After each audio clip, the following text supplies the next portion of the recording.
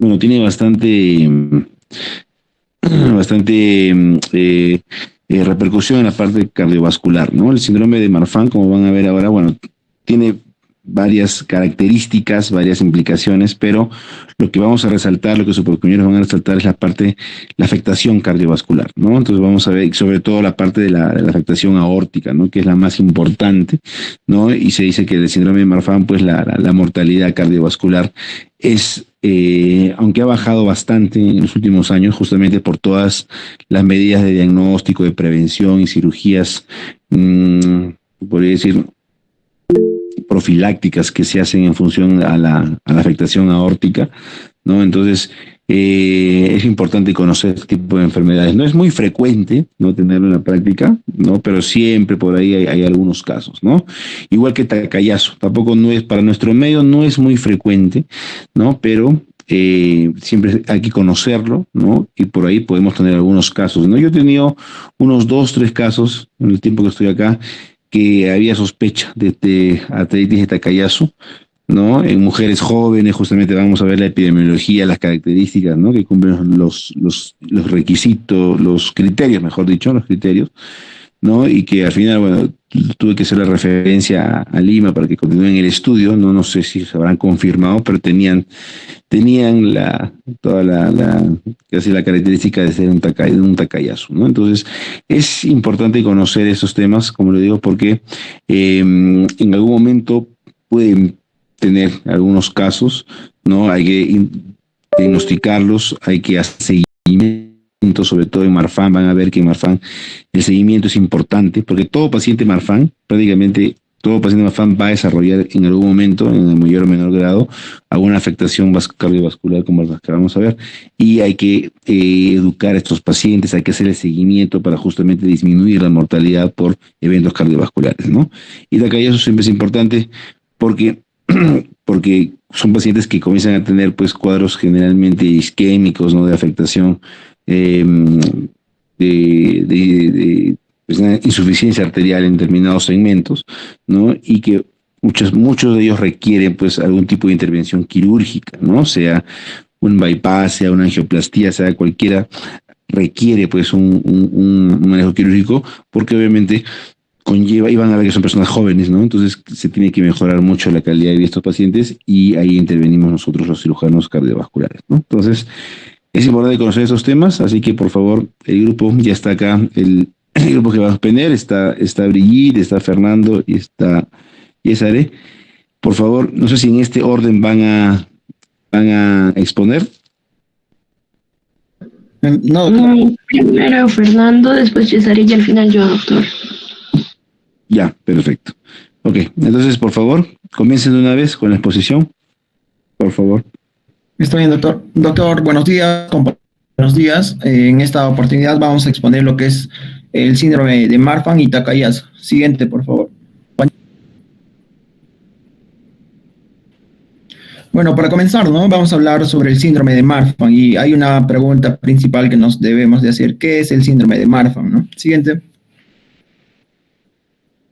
El síndrome de Marfan se comprende, ¿no? Por un trastorno hereditario de tejido conectivo que suele afectar tanto a órganos y sistemas, ¿no? Este síndrome de Marfan es conocido por afectar el sistema cardiovascular, como la aorta y la válvula mitral, ¿no? Además que puede causar arritmias. También tiene una afección ocular, afección a los pulmones y el sistema musculoesquelético. Siguiente. Este síndrome de Marfan va a afectar a un gen, ¿no? Que va a ser el gen de la fibrilina 1. Sus siglas van a ser FBN1.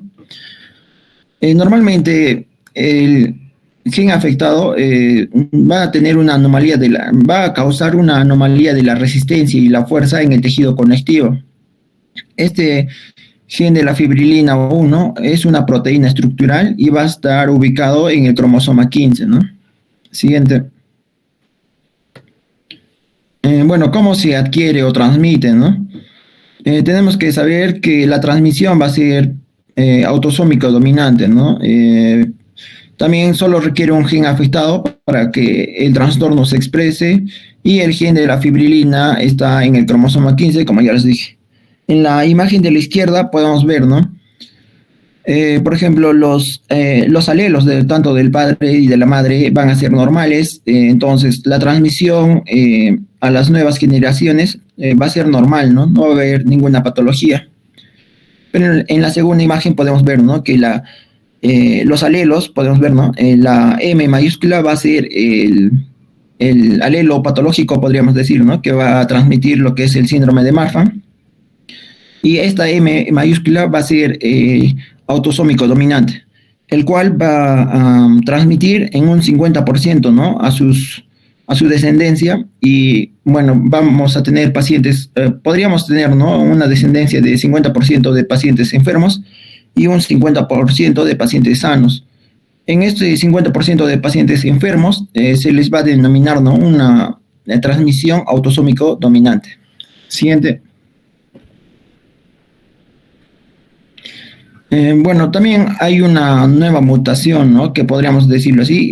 Esta va a ser la mutación de novo, que se va a presentar en un 25% de pacientes con síndrome de Marfan.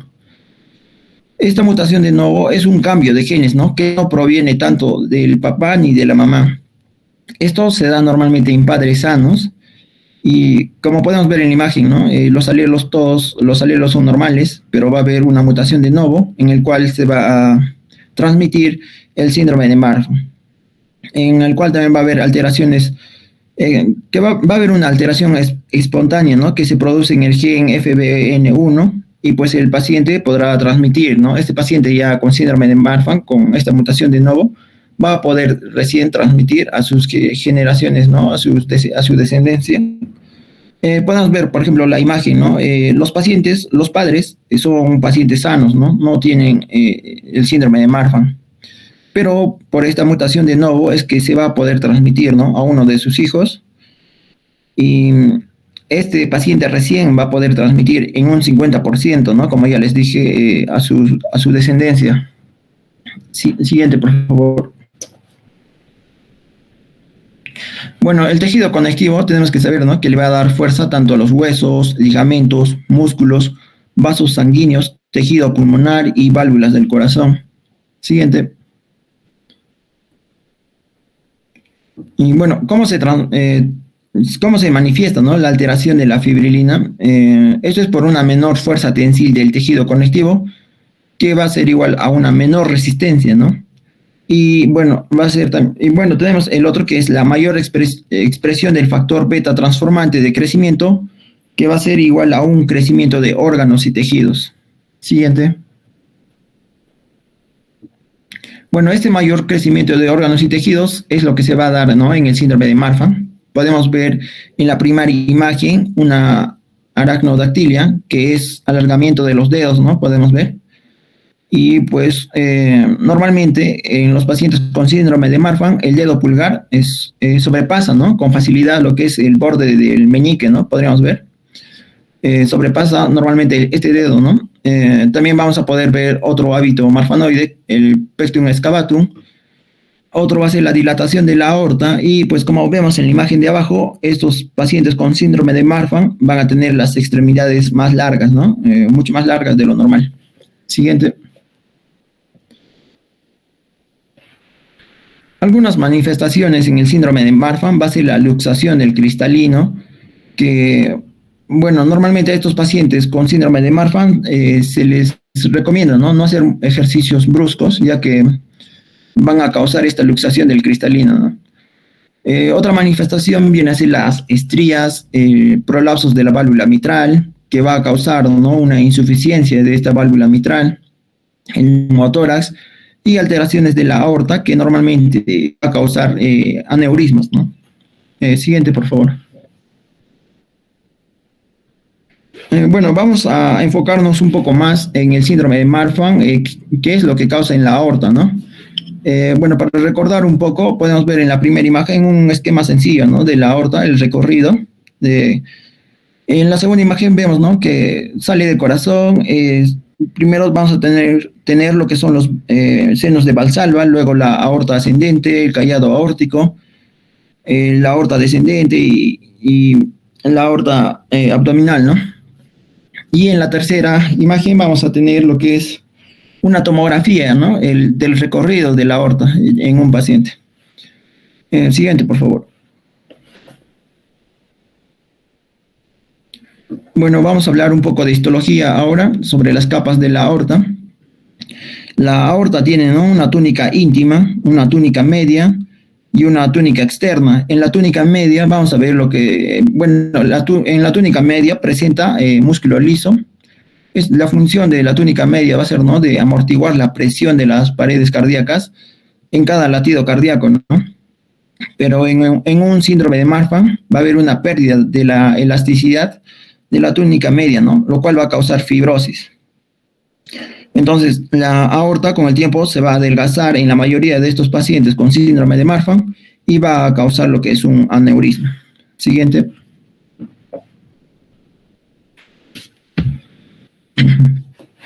Bueno, acá podemos ver, ¿no?, en la imagen de la izquierda, vamos a ver la aorta con su recorrido, ¿no? Va a ser una aorta normal.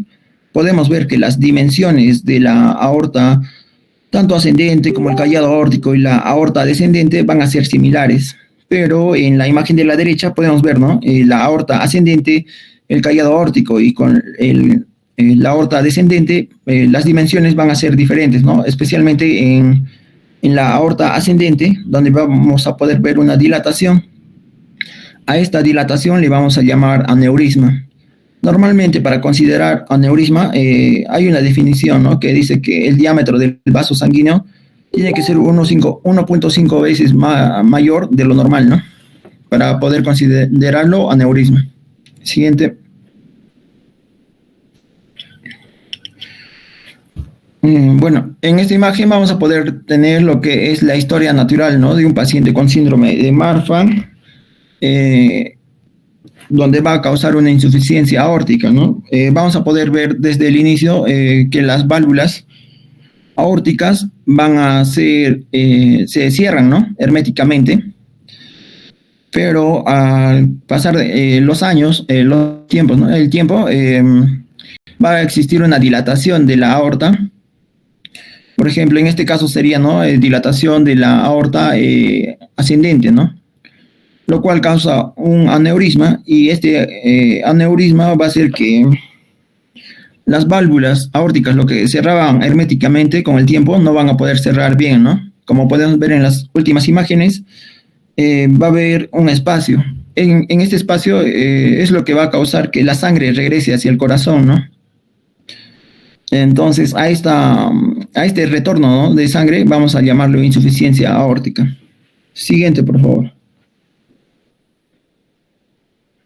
Bueno, podemos ver acá, ¿no?, un esquema más sencillo. En la imagen de la izquierda vamos a tener lo que es una aorta, bueno, una válvula normal, ¿no? Y en la segunda imagen, en la flecha, ¿no?, nos indica, vamos a tener lo que es unas válvulas que no van a cerrar bien, ¿no? Vamos a tener ahí una insuficiencia aórtica. Esto causado, ¿no?, por la dilatación de las paredes de la arteria aorta, ¿no?, lo cual va a hacer que las válvulas no cierren herméticamente. Y pues nos puede causar esto con el tiempo una rotura del aneurisma, ¿no?, que esto es una complicación mucho mayor. Siguiente.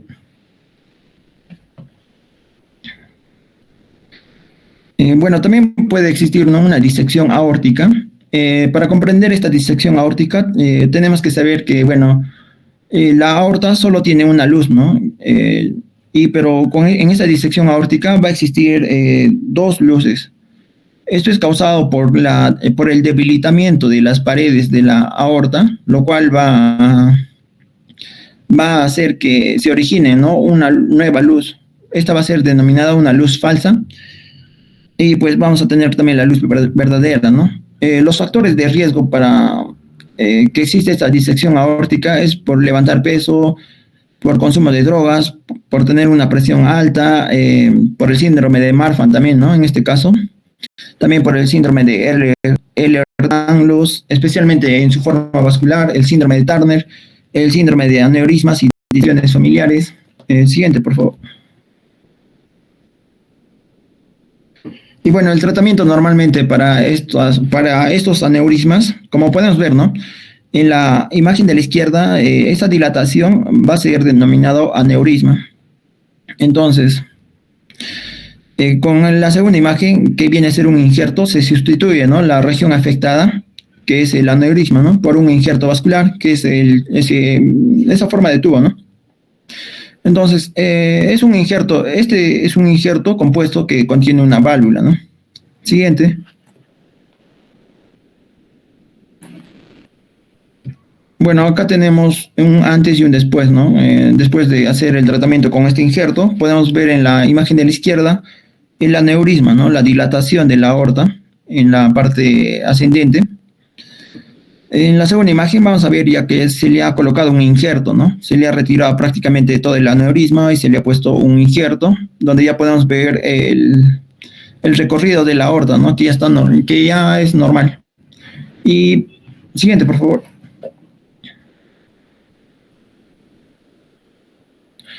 Y bueno, vamos a tener dos técnicas, ¿no?, que se pueden utilizar en esta sustitución, ¿no?, de aorta. Por ejemplo, tenemos lo que es la técnica de Jacob y la técnica de David, ¿no?, que mi compañero ya les va a explicar un poco más detallado. Siguiente.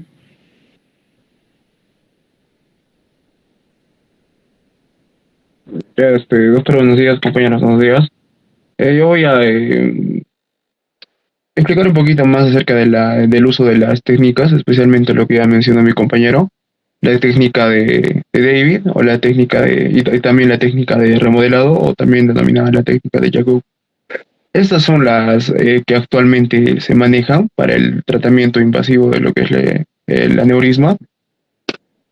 Primero, el de elección en la bibliografía nos menciona que es la de la izquierda, es la técnica de reimplante. ¿Y por qué esta nos hace mención que es la de elección? Es que es la más indicada porque esta deja, como pueden ver en la imagen, deja aún la raíz aórtica dentro del injerto.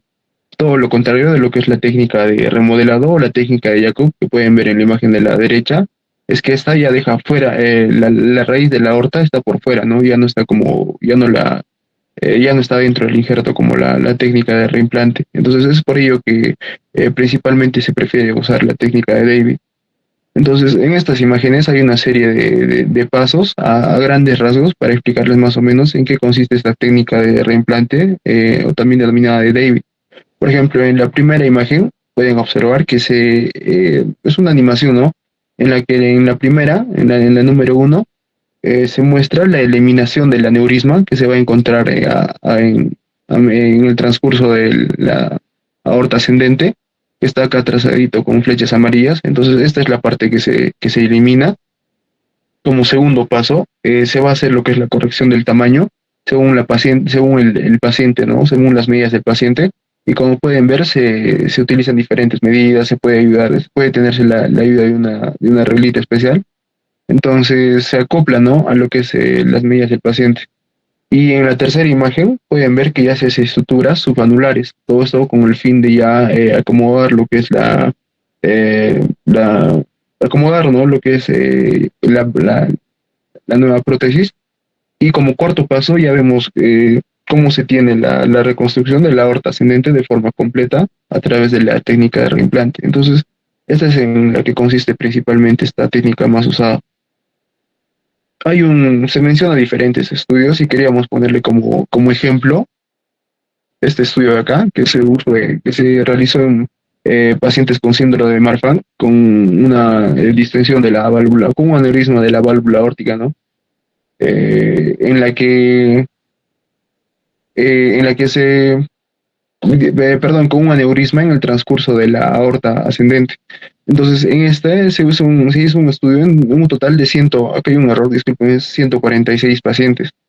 Y se hizo el seguimiento al 100% de los pacientes después de un tratamiento invasivo con la técnica de remodelación, en la cual solamente se observó que el 6.8% de pacientes en un transcurso de 15 años fallecieron, ¿no? Entonces esto quiere decir que solamente un porcentaje mínimo falleció con este tratamiento, en comparación con este otro estudio que se menciona, que se hizo a un total de 271 pacientes con síndrome de Marfan con afectación de la aorta, que fue tratado ya también con lo que es el tratamiento con tubo vascular, que ya les había mencionado a mis compañeros. Entonces se hizo también un seguimiento en 15 años y se vio que el porcentaje de mortalidad había aumentado en un 24%. Y esto especialmente a eventos relacionados a la prótesis, como por ejemplo trombosis valvular. Los pacientes también presentaron embolias, hemorragias por anticoagulación, endocarditis, infección protésica temprana. Algo que también me había olvidado mencionar, que es algo muy importante, que es en la técnica de remodelación. Muchas veces ya no, el paciente ya no pasa por este periodo de anticoagulación, es por eso que también es uno de los que se prefiere usar, ¿no? Entonces, si comparamos la técnica de remodelación con la técnica de usar un tubo valvular, por ejemplo, podemos ver, ¿no?, que la técnica de remodelación en un transcurso de 15 años presenta menos mortalidad que si tratáramos al paciente con un tratamiento invasivo con tubo valvular, como se puede ver en la comparación de estos estudios. Entonces, como conclusión, se llega a que la cirugía preservadora en la válvula aórtica es una opción atractiva y durable para pacientes jóvenes con síndrome de Marfan. Ahora, estos son algunos tratamientos no invasivos que pueden llegar a ralentizar el crecimiento de la aorta. Es bien importante resaltar que los tratamientos no invasivos no son tratamientos definitivos, como lo dice en el título, solamente van a detener o van a ralentizar, ¿no?, lo que es el periodo de avance de un aneurisma, pero no son los de elección. En estos tenemos, por ejemplo, los beta bloqueantes y los bloqueadores de los receptores de angiotensina, que sí han mostrado se han mostrado efectos que benefician efectos beneficiosos y prometedores, ¿no?, a los pacientes. Por ejemplo, si hablamos de los bloqueadores de los receptores de angiotensina, han mostrado, por ejemplo, el losartán, que sí puede disminuir la velocidad de crecimiento de la aorta. Como sabemos, en el síndrome de Marfan, muy aparte de que se presenta un aneurisma, también hay un crecimiento del tejido de la aorta. Entonces, el losartán es uno de los que se mencionan, que es un fármaco de bajo costo y que sí podría ayudar a detener o a ralentizar lo que es la velocidad de crecimiento de la aorta. En cuanto a tenemos acá un grupo de fármacos, por ejemplo, los podemos separar en beta bloqueantes, bloqueadores de los receptores de angiotensina. En cuanto a los beta bloqueantes, el propanolol ha mostrado evidencia de que sí disminuye la dilatación de la raíz de la aorta. Y otros, en cuanto a los bloqueadores de los receptores de angiotensina, otros que también se hace mención en la bibliografía, es por ejemplo el perindopril y el valsartán, que también mostraron evidencia prometedora en cuanto a ralentizar la dilatación de la aorta, ¿no? Entonces ambos presentan también evidencia de que disminuyen la dilatación de la aorta. Entonces, con el tratamiento adecuado de la aorta, acompañado de estos beta bloqueantes o bloqueadores de receptores de angiotensina, la expectativa promedio del síndrome de Marfan es de 70 años, ¿no?, en pacientes que sufran de este cuadro. Este es otro estudio que solamente muestra el uso de beta bloqueadores y, por ejemplo, en el uso de beta bloqueadores nos dice que pacientes que no han tenido un apego al tratamiento con estos beta bloqueadores han sufrido el incremento del aneurisma hasta un 40%. Y en pacientes, por ejemplo, que han usado bloqueadores de receptores de angiotensina, como por ejemplo el valsartán, han tenido una reducción en cuanto al crecimiento del aneurisma. Algo que también se menciona en este estudio es el uso por ejemplo, de estatinas para el tratamiento de aneurismas, pero que no son causados por el síndrome de Marfan, ¿no?, que son aneurismas que pueden llegar a ser causados o relacionados con aterosclerosis, por ejemplo, pero sí es importante mencionar, ¿no?, tener en cuenta el uso de estas estatinas. Ahora, en cuanto a las recomendaciones, hay un grupo de recomendaciones que se da tanto en la guía europea como en la guía americana, que van a llegar a una misma conclusión, ¿no? En cuanto al síndrome de Marfan, van a haber unas recomendaciones de clase 1, según al paciente, ¿no? Clase 1, clase 2A, clase 2B y clase 3. Y lo que nos quiere decir en estas recomendaciones es el beneficio que tiene el paciente, ¿no? De recibir el tratamiento, por ejemplo. Si clasificamos a un paciente como clase 1, este quiere decir que el beneficio es mucho mayor que el riesgo. Entonces se recomienda lo que es un procedimiento invasivo y que también el tratamiento con fármacos podría realizarse o administrarse, ¿no? Si clasificamos al paciente como un tipo 2A, es decir, que el beneficio es poco más que el riesgo. Entonces, es considerable o razonable realizar administrar el proceso, el procedimiento quirúrgico y también el tratamiento, pero teniendo en cuenta que la evidencia no es tan contundente o no aplica en todos los casos. Entonces se tiene que evaluar al paciente de forma independiente, ¿no? Cada uno de los casos que se presenten. Pero en el caso del paciente 2B, el beneficio es mínimamente mayor que el riesgo, entonces no hay mucha diferencia. Entonces, esto también podría considerarse individualizar a cada paciente. Y en cambio, el paciente en clasificación clase 3 hace referencia que el riesgo es mucho mayor que el beneficio, entonces no hay un beneficio concreto acá para el paciente. Entonces se recomienda que el procedimiento y el tratamiento no debería realizarse porque no va a ayudar o podría perjudicar mayor aún podría perjudicar de forma más en la calidad de vida del paciente, en los años que pueden tratarse solamente con fármacos, ¿no? Y a evitar lo que es el tratamiento quirúrgico. Por ejemplo, estas son algunas otras especificaciones en cuanto al paciente de clase 1. En este se hace una recomendación que se debe hacer un ecocardiograma al momento del diagnóstico del síndrome de Marfan para determinar el tamaño de la raíz aórtica. Y se recomienda también hacer otro ecocardiograma transcurridos los 6 meses para determinar cuál es la velocidad de crecimiento en sí de este aneurisma. Y en el síndrome de Marfan también se recomienda estudios de imagen una vez al año para ver si el diámetro de la aorta se mantiene estable o hay un crecimiento o una alteración de este, ¿no? Ahora, en cuanto a pacientes clase 2A, que ya habíamos visto que el beneficio es razonablemente mayor que el riesgo, especialmente se hace una indicación, se hace énfasis en cuanto a mujeres, ¿no? Un síndrome de Marfan que consideran embarazarse. Por ejemplo, en este tipo de pacientes se recomienda previamente reemplazar la raíz aórtica, perdón, y la aorta ascendente si el diámetro excede lo que es los 4 centímetros.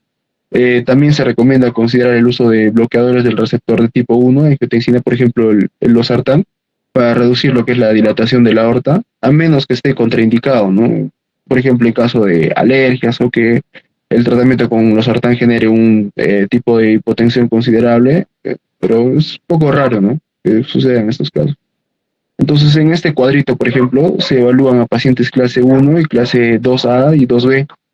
Esto en cuanto a la dilatación del diámetro. Por ejemplo, en pacientes de clase 1 se recomienda la cirugía siempre y cuando haya una dilatación mayor o igual a 50 milímetros de diámetro. Ya también en los pacientes con clase 2A, por ejemplo, se recomienda que en grupos de riesgo de pacientes que ya tengan familiares con este antecedente de síndrome de Marfan, lo ideal es que se haga una intervención quirúrgica si el diámetro es mayor o igual a 45 milímetros. Es un poco menos, ¿no? A lo que se considera a comparación de los de clase 1, pero ya hay que tener en cuenta que en los de clase 2A son pacientes que tienen antecedentes familiares. Y también en los pacientes 2B se recomienda bajar los umbrales para la intervención, ¿no? En pacientes que tengan una manifestación con una rápida progresión o que tengan una insuficiencia aórtica, ¿no? Es que en un periodo menos de 6 meses ya tengan un crecimiento exponencial de lo que es la dilatación del aneurisma. Finalmente, en pacientes portadores de válvula mecánica se recomienda mantener un equilibrio entre lo que es la seguridad y la anticoagulación, ¿no? Por ejemplo, en pacientes con una válvula aórtica se recomienda mantener un INR entre 2 y 3, con un consumo consecuente, ¿no? De lo que es warfarina. La warfarina, por ejemplo, anticoagulantes, esta tiene que ser de medicación diaria y también al paciente se le recomienda evitar lo que son los deportes de contacto. Esa es la bibliografía para este tema y mi compañera ya les va a explicar el siguiente cuadro. Buenos días. Continuando con la exposición, vamos a hablar sobre lo que es la enfermedad de Takayasu, también llamada vasculitis de Takayasu. Siguiente, por favor. Esta sería la tabla de contenido. Siguiente. Siguiente. Ya. La arteritis de Takayasu, vasculitis de Takayasu o enfermedad de Takayasu. Esta va a ser una vasculitis crónica idiopática que va a afectar predominantemente a los vasos de gran calibre, principalmente a lo que es la aorta y sus ramas principales, así como también a la arteria pulmonar. Vamos a ver que según la clasificación de los hallazgos histopatológicos, se va a considerar en el grupo de las de tipo granulomatosa. Siguiente. Vamos a empezar con la epidemiología. Siguiente, please. Ya, como el doctor había mencionado antes, esta enfermedad no es común en Latinoamérica, en Sudamérica. Sin embargo, es muy común en Japón, como podemos ver en el mapa. A diferencia de otros países, en Japón existen 33 casos de 1.000 personas, mientras que en otros países pues es un porcentaje muy reducido, casi nada. Las características epidemiológicas que vamos a tener es que esta se va a presentar antes de los 40 años de edad, entre lo que es la segunda y tercera década. Va a tener mayor prevalencia en mujeres, como vemos la imagen de la mujer japonesa, en un 80%. También nos menciona que es la tercera causa de vasculitis en edad pediátrica, porque también se puede presentar en esa edad. Ya les había dicho lo de Japón, que se encontraron 33 casos por 1.000 personas mediante autopsia. Tiene mayor prevalencia en Asia, también es alta en Próximo Oriente, África, Centroamérica y Sudamérica. Ahí no es tan elevada, es infrecuente. Y igual de la misma manera en Europa y Norteamérica. Siguiente. Ahora vamos a pasar a lo que es la etiopatogenia. Siguiente, por favor. La causa se desconoce, pero sin embargo algunos estudios han visto que hay asociación de la enfermedad con lo que es infecciones por hepatitis C y VIH, entre otras infecciones más. Y parece haber un componente genético que sugiere una agregación familiar de la enfermedad y las asociaciones con los genes HLA-B52 y HLA-B39.2 que están descritas en los pacientes japoneses. También se ha descrito que hay alguna relación entre las hormonas sexuales por su predilección en el sexo femenino. Por otra parte, vamos a ver que las arterias frecuentemente afectadas van a ser más las subclavias, seguidas de lo que es el arco aórtico, aorta ascendente, carótidas y femorales. Vamos a ver que en las capas de lo que es la arteria, el infiltrado inflamatorio va a afectar a las 3 capas y se caracteriza por la presencia de células mononucleares y ocasionalmente también células gigantes multinucleares. Entonces, el daño a nivel de lo que es la lámina elástica y la capa media muscular puede dar lugar al desarrollo de aneurismas, mientras que la íntima, el proceso inflamatorio que va a haber, se va a caracterizar por una marcada proliferación y fibrosis de esta, y esto va a provocar consecuentemente lesiones estenosantes en lo que es la luz del vaso. Siguiente. Ahora vamos a hablar sobre la fisiopatología. Siguiente. Acá explican más lo que es la inmunopatogénesis, que nos habla que de los mecanismos posibles, como sabemos, no hay una causa exacta, no se desconoce. Entonces, los mecanismos posibles que ocurren en la pared aórtica nos indican que las células dendríticas de la capa adventicia que expresan lo que son las moléculas HLA específicas son activadas por un estímulo desconocido. Entonces, la expresión de la proteína de choque térmico de 65-KDA en el tejido aórtico podría desempeñar lo que sería un papel de activación. Esta sigue siendo una suposición de lo que son las células dendríticas. Estas células van a sintetizar y liberar lo que son las citocinas proinflamatorias, como es la interleuquina 18, y quimiosinas dirigidas que reclutan células T en la pared del vaso e inician lo que es una respuesta de las células T. Después de esta interacción de las células dendríticas, las células TCD4 positivas con un fenotipo TH1 van a liberar citocinas como el interferón y el factor de necrosis tumoral alfa, que inducen una diferenciación y un aumento de la función de los macrófagos, y estos también van a inducir lo que son la coalescencia de las células gigantes multinucleadas, favoreciendo así una formación de granulomas. Por otra parte, vamos a ver que ya también los macrófagos van a liberar interleuquina 1, interleuquina 6, y estos van a inducir un daño oxidativo y degradación de las capas media e íntima y disrupción de las láminas elásticas. Esto, consecuentemente, va a causar daño estructural de lo que es la pared aórtica. Siguiente. Pasamos a lo que es la clínica de la enfermedad de Takayasu. Siguiente, por favor. Se describen, en algunas bibliografías describen dos fases, en otras tres. En la que describe tres fases vamos a ver que menciona como fase inicial la presencia de la sintomatología constitucional, que viene a ser fiebre, astenia, hiporexia y pérdida de peso. En su segunda fase menciona que se da en meses o años, que es en la que predomina el proceso inflamatorio del vaso, y en la fase tardía hay predominio de lesiones vasculares establecidas y lo que es la presencia de manifestaciones isquémicas. Ya también en la que divide las dos fases, lo junta, por así decirlo, la primera y la segunda de la primera clasificación, que sería la primera fase de la enfermedad, que es preestenótica o inflamatoria, y la segunda fase vendría a ser la fase crónica o isquémica u oclusiva. En la primera fase, como hemos visto, van a ver los síntomas constitucionales o también sistémicos, que pueden ser fiebre, astenia, malestar, artralgias, mialgias, anorexia, pérdida de peso y dolor en la zona de las arterias afectadas. Esta fase puede persistir mucho tiempo, incluso hasta años, porque pues al ser síntomas inespecíficos, entonces son difíciles de identificar que sean exactamente de la enfermedad de Takayasu.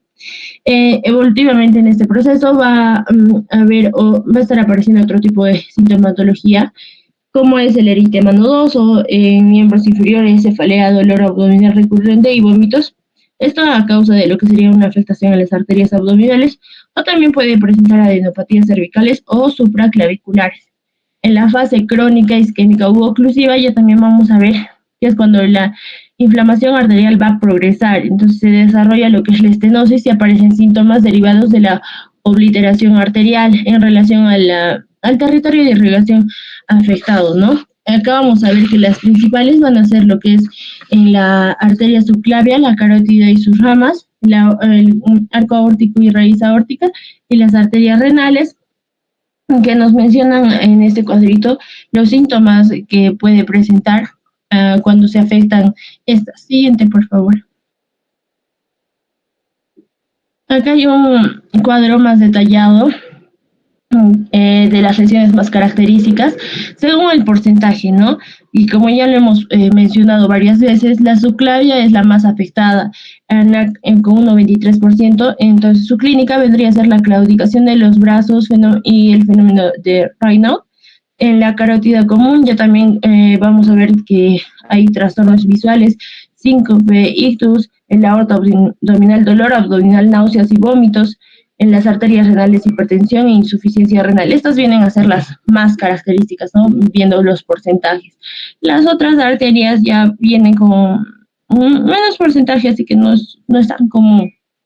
Siguiente. Vamos a pasar a lo que son, como esta es denominada arteritis o vasculitis de Takayasu, entonces vamos a empezar a hablar sobre lo que son las manifestaciones cardiovasculares, entre las que van a destacar lo que es la disminución o abolición del pulso periférico. Esto es muy clave. La aparición de una claudicación vascular son signos clínicos reveladores los más frecuentes. También podemos observar soplo vascular en territorios carotídeos, subclavios o a nivel de la aorta abdominal. En lo que es la exploración vascular sistémica en pacientes que tengan un síndrome inflamatorio inexplicado, el síndrome de Raynaud, que ya lo hemos explicado, que aparece cuando se afecta la subclavia, También la hipertensión arterial es muy frecuente. La medición de la presión arterial debe realizarse en los 4 miembros en los pacientes con enfermedad de Takayasu y solo se debe tener en cuenta la cifra más elevada. La demostración de una hipertensión arterial en esta enfermedad va a obligar a buscar sistémicamente lo que es una estenosis de las arterias renales y la hipertensión va a ser uno de los principales factores de mal pronóstico en esta enfermedad. Siguiente. Ahora vamos a ver lo que es el diagnóstico. Siguiente, por favor. Vamos a ver que las manifestaciones se van a mostrar según sistemas, ¿no? Ya hemos visto las cardiovasculares, que son las principales, y ahora dentro de las neurológicas vamos a ver que las manifestaciones son muy polimorfas. Estas van a reflejar la existencia de una isquemia transitoria o constituida del sistema nervioso central relacionada con la afectación de los troncos supraórticos, y también se ha demostrado que la frecuencia de las manifestaciones neurovasculares era 10 veces más elevada en los pacientes de raza no caucásica que en los caucásicos. Por otra parte, las manifestaciones oftalmológicas, vamos a ver que se puede presentar epiescleritis, la retinopatía isquémica denominada retinopatía de Takayasu y la retinopatía hipertensiva, como vemos en la imagen, una imagen que nos sugiere lo que es la retinopatía de Takayasu. La topografía de las lesiones arteriales va a determinar lo que es la naturaleza de la retinopatía observada en esta enfermedad. Entonces, la retinopatía isquémica va a ser indicatoria de lo que es la estenosis de las carotidas o con afectación del callado aórtico.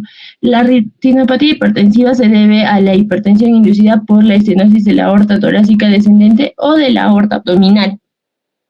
En las manifestaciones digestivas vamos a ver que puede existir o puede presentar un cuadro de angina digestiva. Las manifestaciones digestivas relacionadas con la afectación isquémica del tronco celíaco y de las arterias mesentéricas. Nos dice que justifica la exploración de la vascularización digestiva mediante lo que sería un examen Doppler, un angio-TC o un angio-RM en los pacientes que refieren a dolor abdominal persistente, atípico o coincidentes con lo que es la alimentación. Y por último, en las manifestaciones dermatológicas, creo que en algún punto ya le habíamos mencionado, que puede presentar nódulos subcutáneos de los miembros inferiores con la presencia de una paniculitis septal inespecífica o de una vasculitis granulomatosa en la biopsia. Siguiente. Las pruebas de laboratorio, acá vamos a ver que va a haber pruebas tanto en fase aguda como en fase crónica. Vamos a ver que puede presentar como de proceso inflamatorio lo que es la BCG y el PCR, y también se puede considerar el PTX3. Por parte de la fase crónica ya también podemos ver que puede presentar anemia de trastorno inflamatorio crónico, puede presentar leucocitosis, trombocitosis o hipoalbuminemia. Hay que recalcar que acá el ANCA va a ser negativo. El examen de HLA, a pesar de que lo hemos visto en su fisiopatología y todo, no tiene ninguna utilidad diagnóstica, y algunos artículos mencionan nuevos biomarcadores que se relacionan con la actividad de la enfermedad, incluyendo la matriz de metaloproteinasa, menos 2, menos 3, menos 9, la interleuquina 6 en suero y moléculas de adhesión en células vasculares, pero estas no han sido totalmente confirmadas o demostradas que funcionan, ¿no? Siguiente.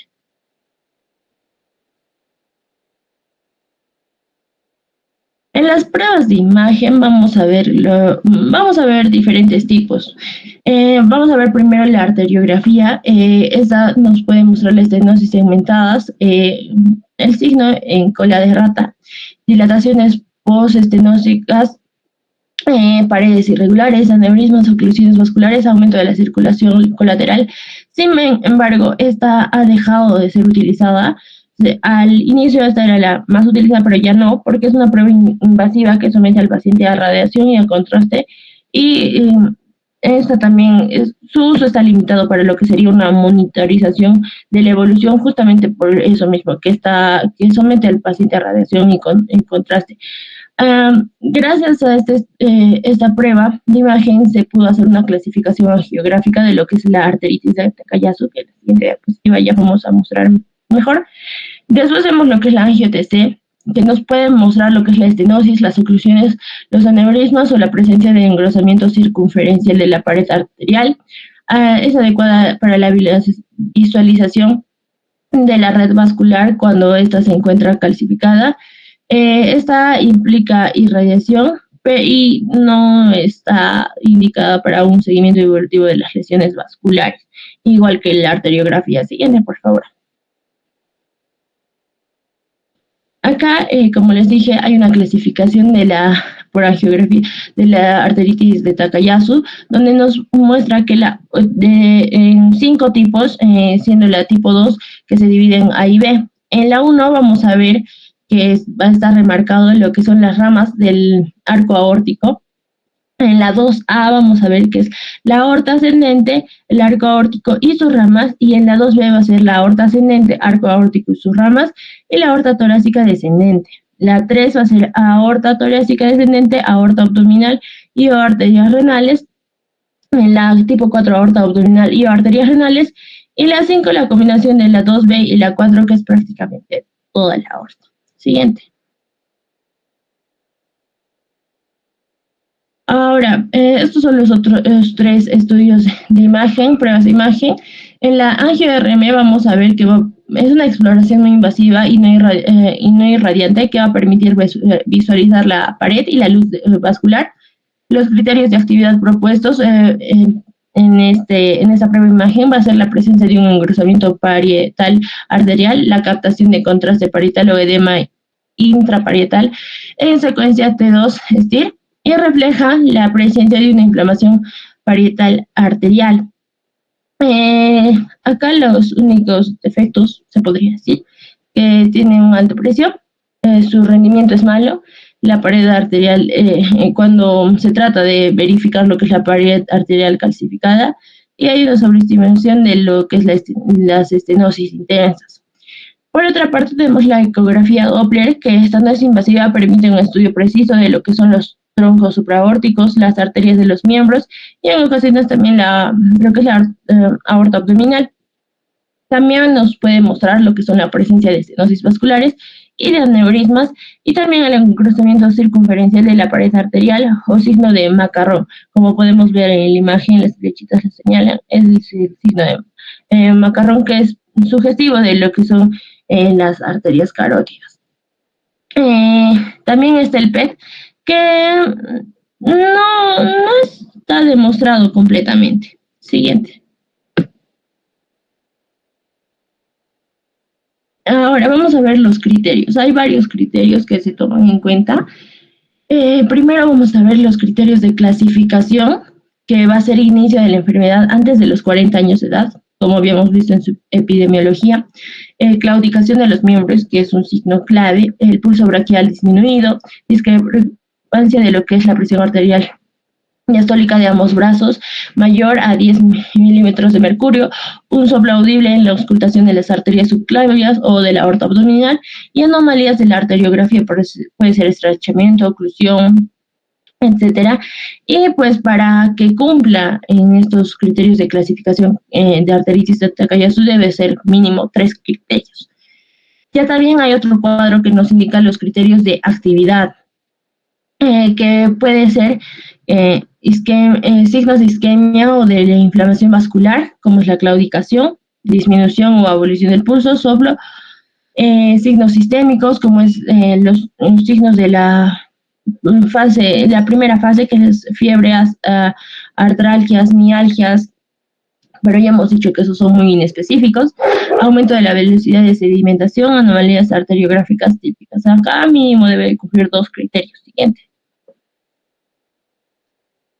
Acá vamos a ver ya también los de clasificación, pero en pediatría, porque hemos mencionado al inicio que aparte de la cifra que nos indica que es más en mujeres entre la tercera y cuarta década de edad, también aparecen pacientes pediátricos. Entonces vamos a ver que Los criterios de clasificación en pediátricos pueden ser déficit de pulso o claudicación, discrepancia de lo que es la presión arterial sistémica en los 4 miembros mayor a 10 milímetros de mercurio, soplos audibles o frémito palpable sobre las grandes arterias, hipertensión arterial, elevación del BCG o PCR. Siguiente.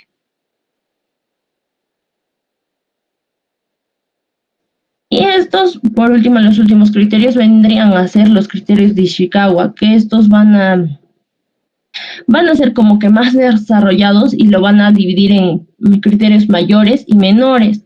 En esta tabla vamos a ver que se puede considerar cuando son 2 criterios mayores o 1 mayor y 2 menores o 4 menores.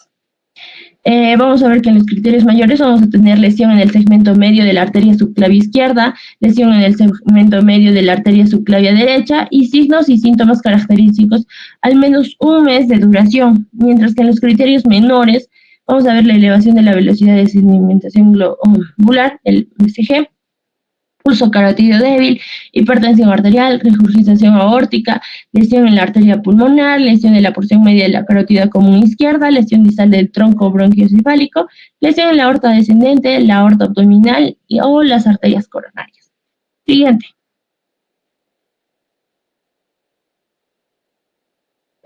También vamos a tener 2 tablas de lo que son los diagnósticos diferenciales de la artritis de Takayasu, como podemos ver dentro de las infecciones sepsis o endocarditis, tuberculosis, virus de VIH, brucelosis. También hay una diferencia con lo que son las vasculitis inflamatorias, las enfermedades autoinmunes, vasculopatías no inflamatorias y también otras como podría ser la postradioterapia, aneurismas cerebrales, síndromes relacionados con la inmunoglobulina G4 o ergotismo. Siguiente.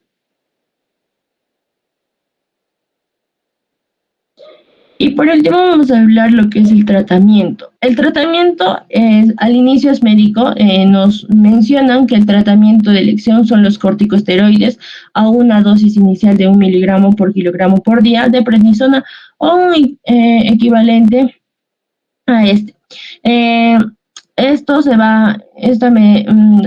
dosis se va a mantener durante 1 mes y después se va a dar un descenso progresivo y recomendado según la ACG. Entre los inmunosupresores también que nos mencionan se han utilizado la azatioprina, el metrotexate, el micofenolato, la ciclofosfamida y fármacos inhibidores de los factores de necrosis tumoral y de la interleuquina 6, ya que hemos visto en su fisiopatología que también cumplen un rol. Entonces, por ahí va la indicación. También nos mencionan que ya la cirugía vascular y la angioplasia transluminal percutánea están indicadas ya cuando hay una estenosis en repercusión clínica y hemodinámica, como es el caso de la hipertensión arterial secundaria, la estenosis arterial renal. Como hemos visto, la hipertensión arterial es un factor de mal pronóstico. Entonces, en la enfermedad cardíaca y los grandes aneurismas con un alto riesgo de lo que es rotura. Siguiente.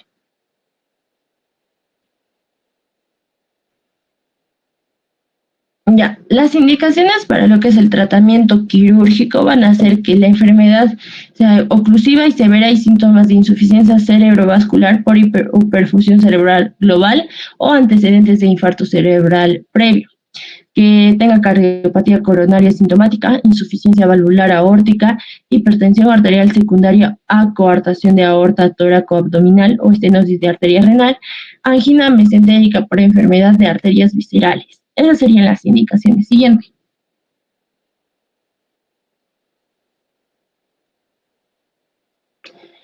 Después vamos a tener, esto hincapié en exactamente 2 métodos para lo que es la angioplastia. El primero va a ser lo que es, los 2 métodos para lo que es el tratamiento quirúrgico. El primero va a ser la angioplastia, que como la imagen se va a dar, va a ser la introducción de un catéter por dentro de lo que es la arteria, justo en la porción que está obstruida, hasta ahí. Y el catéter lleva un balón, como vemos, como un balón, como si fuera un globito, desinflado en su punta y se sitúa en el lugar de la obstrucción y se infla de golpe. Y también va a tener lo que es un stent. Un stent que es una especie de muelle que se introduce plegado por el interior de una arteria y que se despliega en la zona de la arteria, permitiendo mantener abierta la obstrucción. Después les vamos a mostrar un video de cómo es el procedimiento total, pero podemos darnos una idea con lo que son las imágenes que estamos presentando. Siguiente, por favor. Ahora, también se puede hacer lo que es el bypass aortofemoral. Este procedimiento es de elección para lo que son las lesiones oclusivas y acá se prefiere lo que es en los injertos autólogos. Esto se va a practicar. Para esto se debe practicar una arteriografía preoperatoria para seleccionar cuidadosamente la área que no está afectada para practicar el bypass y para evitar la aparición de lo que es la estenosis y aneurismas de la zona de anastomosis, y también debe de evitarse lo que es la práctica de la anastomosis en áreas que se afecten con frecuencia, como es la aorta ascendente, porque es el lugar preferido para lo que son las anastomosis proximales. Entonces, el bypass aortofemoral va a ser la colocación de un injerto sintético de tela, puede ser dacron o plástico, que conecta su aorta y una de las dos arterias femorales en su pelvis para derivar un vaso enfermo y aumentar el flujo de sangre a sus piernas. Y se accede a la aorta a través de una incisión abdominal vertical en línea media, usando puntadas diminutas. El injerto se va a coser en su lugar por encima de lo que es el bloqueo en la aorta y debajo del bloqueo de la aorta femoral. Entonces el tejido se va a cerrar en capas sobre el injerto en el abdomen y en las ingles, y la cirugía puede tomar entre 3 a 4.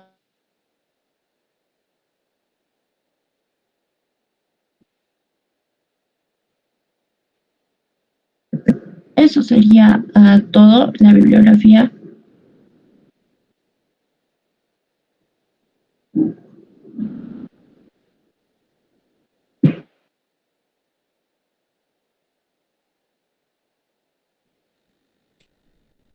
Brigitte, ¿no vas a presentar el video? Sí, doctor, un ratito, por favor.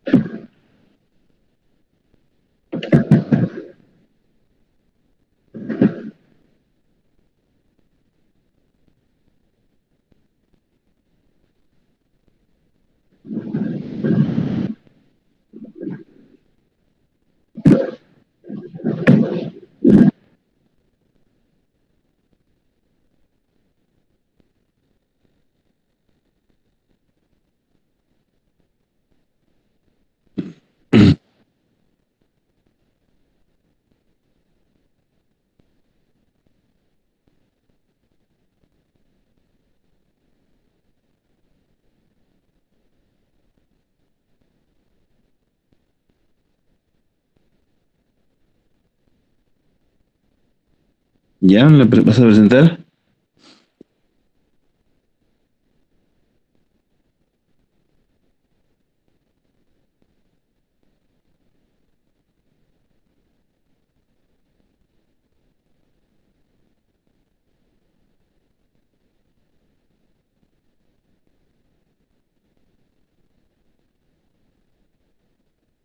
Ok.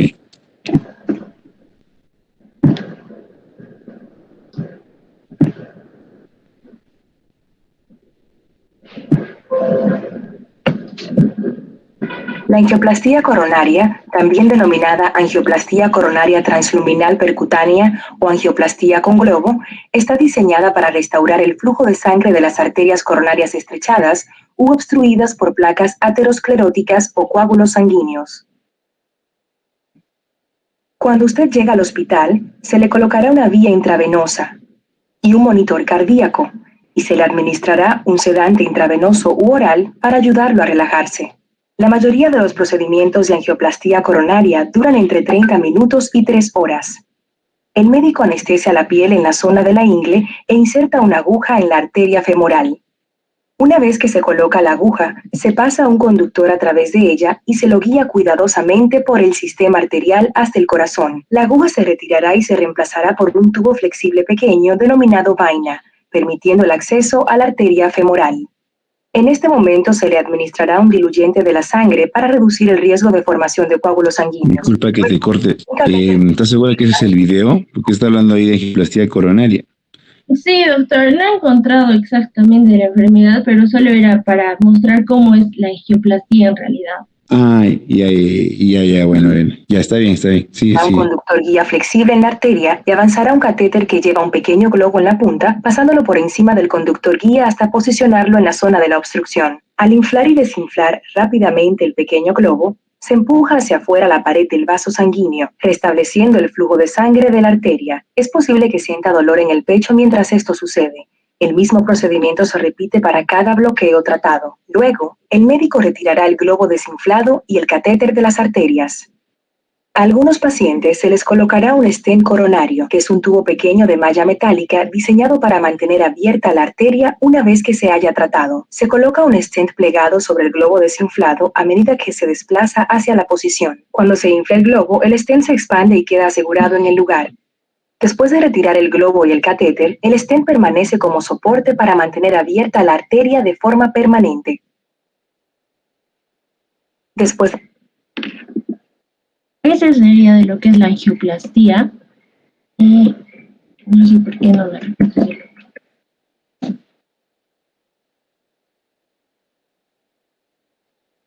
This is Dr. Cal Shipley with a review of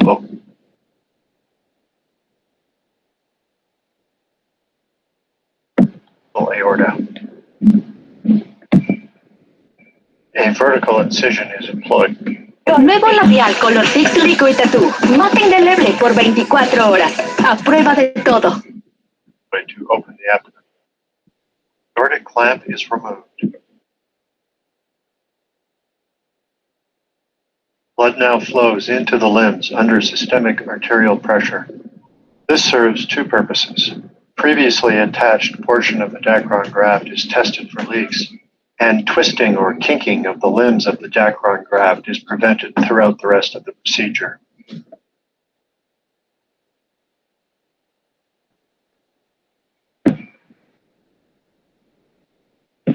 The Pion clamp is now inserted through the groin incision and into the retroperitoneum. Perdón, este video se adelantó. Va desde ahí. And here again we see the Nuevo labial color Fix Liquid Tattoo. Mate indeleble por 24 horas.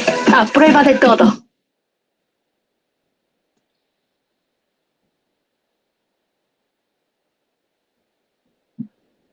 area of the distal aorta completely obstructed by atherosclerotic plaque. Here are the iliac arteries, which lie between the aorta and the femoral arteries. A vascular clamp is applied across the aorta above the level of obstruction.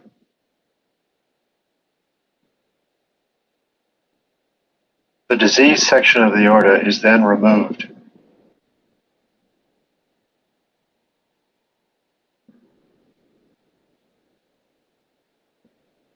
The distal portion of the aorta is then tied off.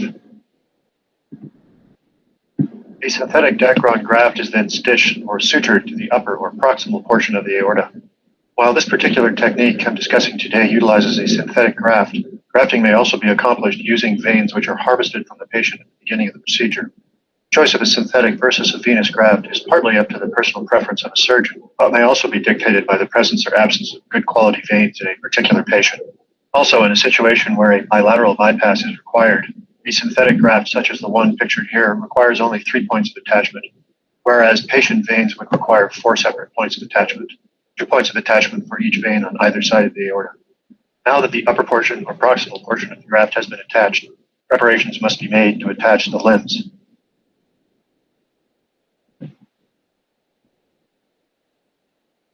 An incision is made in the groin to expose the femoral artery.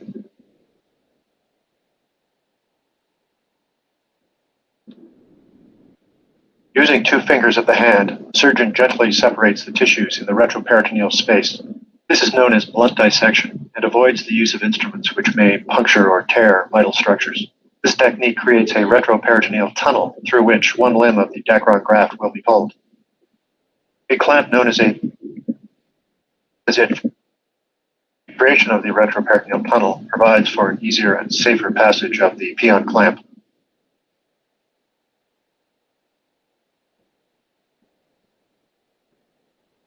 The aortic clamp is removed. Blood now flows into the limbs under systemic arterial pressure. This serves 2 purposes. Previously attached portion of the Dacron graft is tested for leaks, and twisting or kinking of the limbs of the Dacron graft is prevented throughout the rest of the procedure.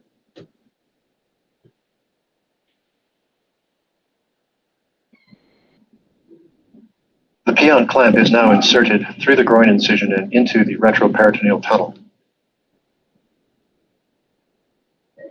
It is inserted until the tip can be seen in the previously made peritoneal incision. Here is a close-up view showing the relationship between the cecum of the large intestine, the iliac artery, and the tip of the Pion clamp as it moves safely through the previously created retroperitoneal tunnel.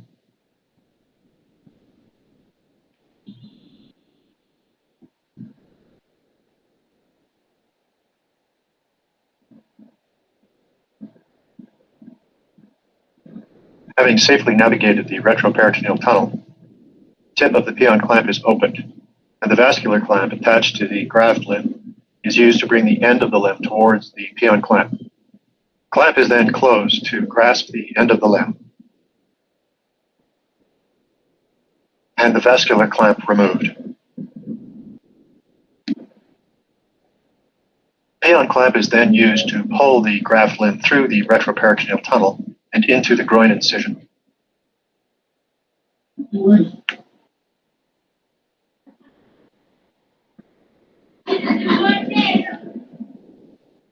The left graft limb is pulled down into the area of the left femoral artery by the same technique. Once both graft limbs have been sutured to their respective femoral arteries, the bypass procedure is complete. Normal blood flow to the lower limbs is restored. Eso sería todo, doctor.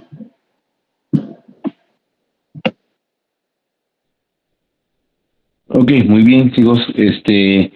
Bueno, gracias por la presentación. Felicitaciones a los opositores. Creo que está bastante claro la presentación, ¿no?, sobre esas patologías que estamos revisando. No sé si tienen alguna pregunta, alguna duda de los demás oyentes.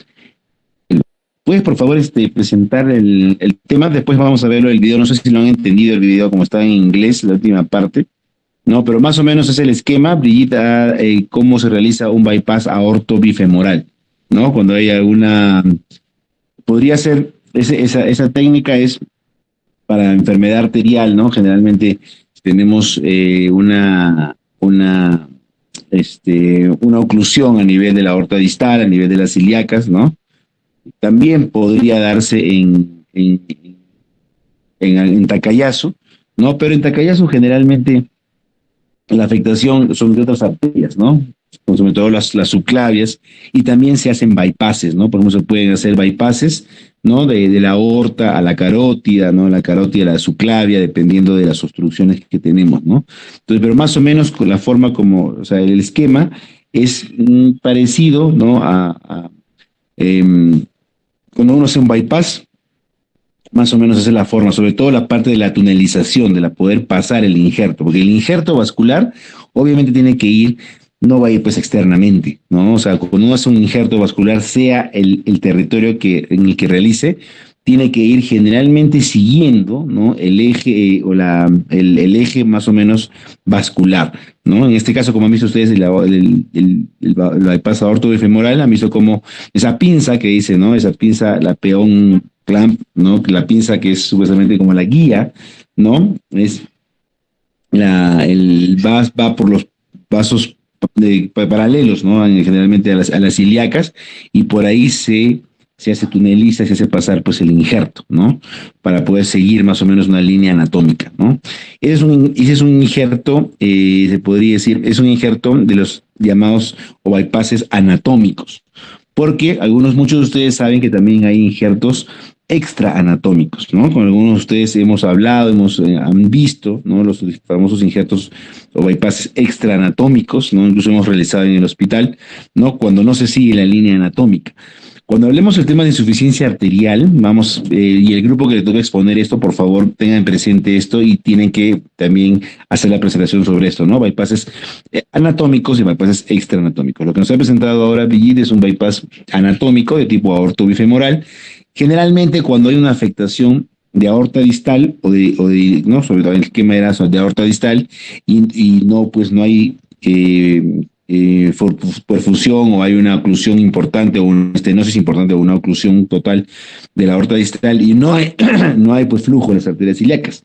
Entonces obviamente se tiene que revascularizar ambas ilíacas, ¿no? Para poder mejorar pues lo que es el flujo sanguíneo, ¿no? A este nivel, ¿no? Entonces, se sigue usando, es una alternativa bastante importante que usamos nosotros, todo dependiendo del caso que se tiene, ¿no? Y lo que les presentó anteriormente, bueno, para ver cómo es una angioplastía, ¿no? Una angioplastía es eso es un procedimiento, en la parte coronaria se realiza, así como se realiza en la parte coronaria, se puede realizar en cualquier nivel, ¿no? de arterias del cuerpo, ¿no? Puede ser a nivel carotidio, a nivel subclavio, a nivel femoral, a nivel popliteo, ¿no? A nivel visceral igualmente, ¿no? Se puede hacer la angioplastía, ¿no? La angioplastía, pues, es cuando uno tiene una oclusión. Generalmente la oclusión no tiene que ser muy larga, ¿no? Y justamente hay indicaciones. Cuando hagamos el tema de insuficiencia arterial, vuelvo a repetir, vamos a hablar un poco más sobre este tema, ¿no? Incluso hay una clasificación muy anatómica, ¿no? Se podría decir tomográfica, a los que van a exponer esta parte, porque ya la próxima semana, por favor, ya vayan preparando el tema de aneurisma, disección e insuficiencia arterial, ya, porque ya la próxima semana tenemos que saber estos temas. Entonces, hay una clasificación, les anticipo la clasificación del Task Force 2, ¿ok? Que es una clasificación anatómica, ¿no? Y de acuerdo al tipo de lesión, ¿no? A qué nivel está, cuánto mide, qué compromete, ¿no? Se hace incluso la elección del tratamiento. Si va a ser endovascular, que es una angioplastía, ¿no? Que es lo que hemos visto en la parte coronaria, ¿no? Y cuando hay que hacer un bypass de revascularización, ¿no? Como el que hemos visto en el aorto bifemoral, ¿no? Entonces, generalmente las lesiones susceptibles de angioplastía no deben ser muy largas, ¿no? Generalmente hasta 10 centímetros, ¿no? Como máximo, ¿no? Porque si no son más largas, ya se prefiere y van mejor, los estudios dicen que van mejor un bypass de revascularización. Otra cosa a tener en cuenta también en Takayasu, ¿no? La angioplastía, eso por favor tengan también presente, en cuenta. La angioplastía en Takayasu a veces no se indica mucho, ¿no? O no tiene muchos buenos resultados, porque acuérdense que es una enfermedad inflamatoria. Al ser una enfermedad inflamatoria, ¿no? Cuando uno hace una angioplastía, ¿qué es una angioplastía? Como han visto, ¿no? Que es un balón, ¿no? Que va el balón a altas presiones, va a romper esa placa tenomatosa, va a dilatar la arteria, ¿no? Al dilatar eso, se va a provocar siempre una respuesta inflamatoria, ¿no? El endotelio, acuérdense que el endotelio es un órgano, ¿no? Si ustedes revisamos el endotelio, ¿no? Es el órgano más, se podría decir, más grande, no más extenso, ¿no? del cuerpo humano. Es un órgano que produce sustancias, es un órgano que tiene su metabolismo, ¿no? Y ante cualquier noxa, como por ejemplo un procedimiento como este procedimiento, como el realizar una angioplastía, es una noxa, porque es una agresión al endotelio. Ese endotelio va a reaccionar, ¿no? Y va a reaccionar de forma inflamatoria. Y si de por sí ya tenemos, ¿no? De por sí ya tenemos que hay un proceso inflamatorio y al hacer el procedimiento va a haber mayor respuesta inflamatoria y puede haber una restenosis. Las angioplastías la estenosis post-angioplastía son relativamente frecuentes, ¿no? Y en enfermedades inflamatorias como esta, como Takayasu, pues es mayor aún, ¿no? Por eso es que siempre, en estos casos, la angioplastía, cuando se realiza, preferentemente es colocar con un stent, ¿no? Un stent es como un tutor, ¿no? Una guía que va por dentro de la arteria, ¿no? Para evitar que haya justamente una restenosis. Y ahora hay en los stent liberadores todavía de fármacos, ¿no? Donde se liberan sustancias justamente que estos fármacos disminuyen la producción de agentes migratorios, de agentes con factores de crecimiento, ¿no? Para poder justamente evitar que haya más esta reacción inflamatoria y haya más posibilidad de restenosis, ¿no? Entonces, eso tenemos que tener siempre en cuenta al momento de elegir cuál es la mejor alternativa de tratamiento para esta patología. ¿Ya? Muy bien, entonces ya hemos hablado un poquito de Takayasu, ahora vamos a ver un poco de Marfan, avánzalo por favor. Acá, bueno, ya sus compañeros han mencionado pues que es el síndrome de Marfan, creo que ya lo conocen, es un trastorno hereditario, tejido conectivo, uno de los más frecuentes dentro de estos trastornos de tejido conectivo, ¿no? Generalmente se afecta, ¿no? Tiene afectaciones, como ha mencionado su compañero, ¿no? Del sistema cardiovascular, del sistema ocular, ¿no? La parte musculoesquelética, la parte pulmonar, ¿no? La parte cardiovascular es la parte, se podría decir, que lleva a las afectaciones más importantes, ¿no? Del punto de vista de morbo y mortalidad, ¿no? Son pacientes, ustedes están viendo una foto, creo que es claro, ¿no? Creo que todos tienen en cuenta cómo es un paciente de Marfan, cuál es el fenotipo de un Marfan, ¿no? Pacientes con constitución leptosómica, o sea, altos, delgados, ¿no? Con características, avancen un poquito, por favor. Con características musculoesqueléticas avanza un poquito, bueno, la parte ya de etiopatogenia con el estén afectado, lo van a revisar, ¿no? Acá vemos cómo es la transmisión autosómico dominante, ¿no? Que explicó muy bien su compañero cómo se realiza la transmisión, quienes tienen mucho más predisposición. Avánzalo, por favor. Eso lo vamos a avanzar.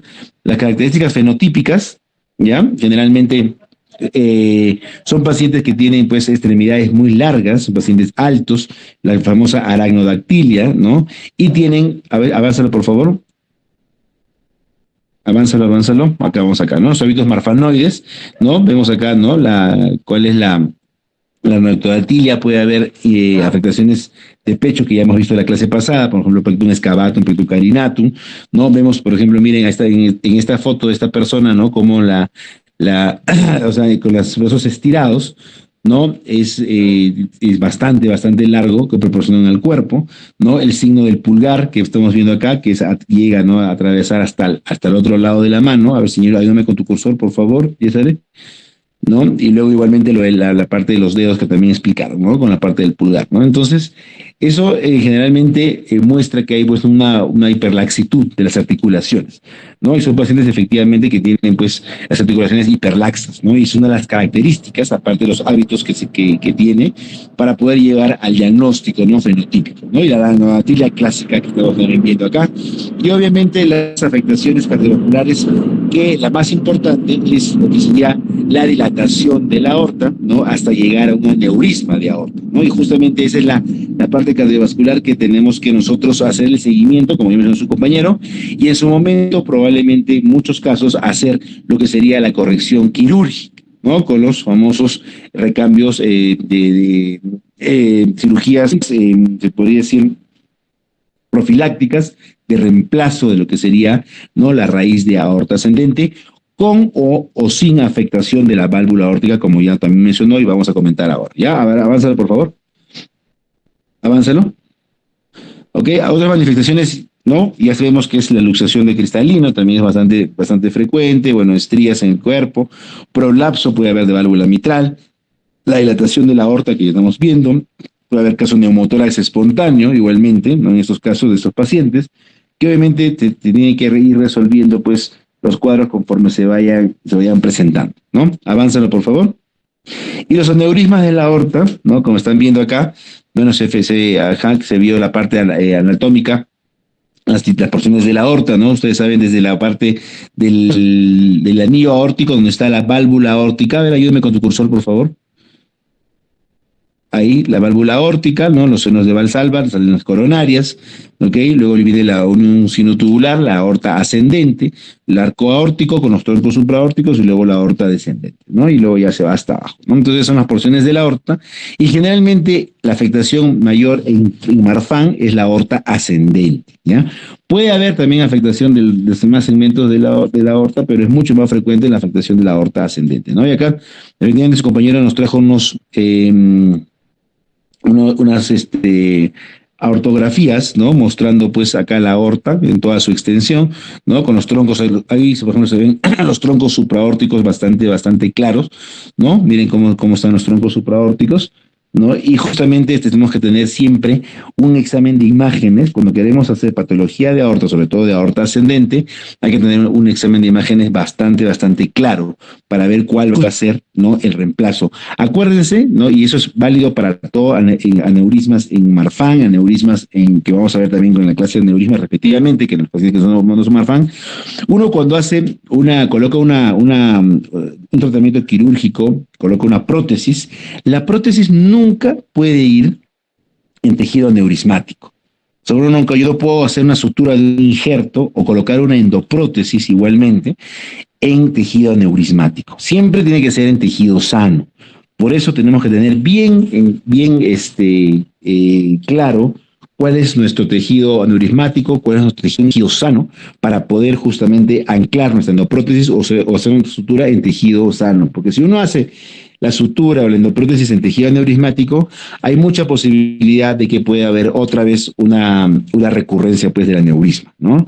Entonces siempre tenemos que asegurarnos, y para eso tenemos que tener todos los exámenes de imágenes que nos puedan ayudar para poder ver esto, desde la arteriografía o artografía, desde la angiotomografía, la angioresonancia con reconstrucción, ¿no? Ahora ya las medidas diagnósticas están mucho más ya desarrolladas, con mejores imágenes, mejores software, lleva reconstrucciones mucho más fidedignas, ¿no? Para poder definir nuestra estrategia quirúrgica. Ya eso hay que tener siempre en cuenta. Ya, avánzalo, por favor. Luego con la aorta, como se visualiza, ¿no? Avánzalo. Bueno, las capas de la aorta ya sabemos, avánzalo ya en el endotelio, ¿no? La media y la adventicia. En la acuérdense que el endotelio es un órgano, ¿no? Que tiene mucha actividad metabólica, ¿no? La parte de la arteria, cuando es una arteria, tiene la túnica media bastante gruesa, ¿no? Y por eso es que soporta la presión arterial, como han mencionado. Pero llega un momento en que ya esa tampoco no va a llegar a soportar, ¿no? Y va a comenzar a haber un desarrollo, una dilatación, pues, del aneurisma, ¿no? Y un aneurisma verdadero es cuando se dilatan las tres capas, ¿no? De la arteria o de la aorta en este caso, ¿no? Acá un esquema bastante claro, ¿no? De todas las porciones de la aorta, ¿no? Y aneurisma, como su compañero mencionó, ¿cuándo se consideramos aneurisma? Cuando es efectivamente 1.5 veces más del diámetro normal, o lo que es lo mismo, más del 50% del diámetro normal. Tenemos una aorta que normalmente mide 3 centímetros, o sea, a partir de 4.5 consideramos como un aneurisma. Tenemos una aorta que mide 2 a partir de 3, ¿no? Porque la aorta no mide exactamente igual, ¿no? Como han mencionado, como han visto en todos sus segmentos. Generalmente la aorta ascendente tiene mayor diámetro, ¿no? Que la aorta descendente, ¿no? Y que la aorta abdominal. Entonces, y también va en función de la persona, ¿no? O sea, yo siempre digo, por eso el concepto, ¿no? Cuando uno hace el concepto de aneurisma es un concepto relativo. No es un concepto en términos absolutos que diga, a más de 5 centímetros en aneurisma. No. Es 1.5 veces más de lo normal. Porque la normalidad varía en función del sexo, en función del tamaño, en función de la raza, ¿no? En función de muchos factores, ¿no? Y eso es algo que se presenta para todos los órganos, ¿no? Una aorta, ¿no? De una persona, un varón de 1,90 m no va a ser del mismo diámetro que una mujer de 1,50 m, ¿no? Entonces, obviamente, por eso todos los rangos de normalidad, siempre hay rangos, nunca hay diámetros exactos, ¿no? O sea, ¿cuánto mide la aorta?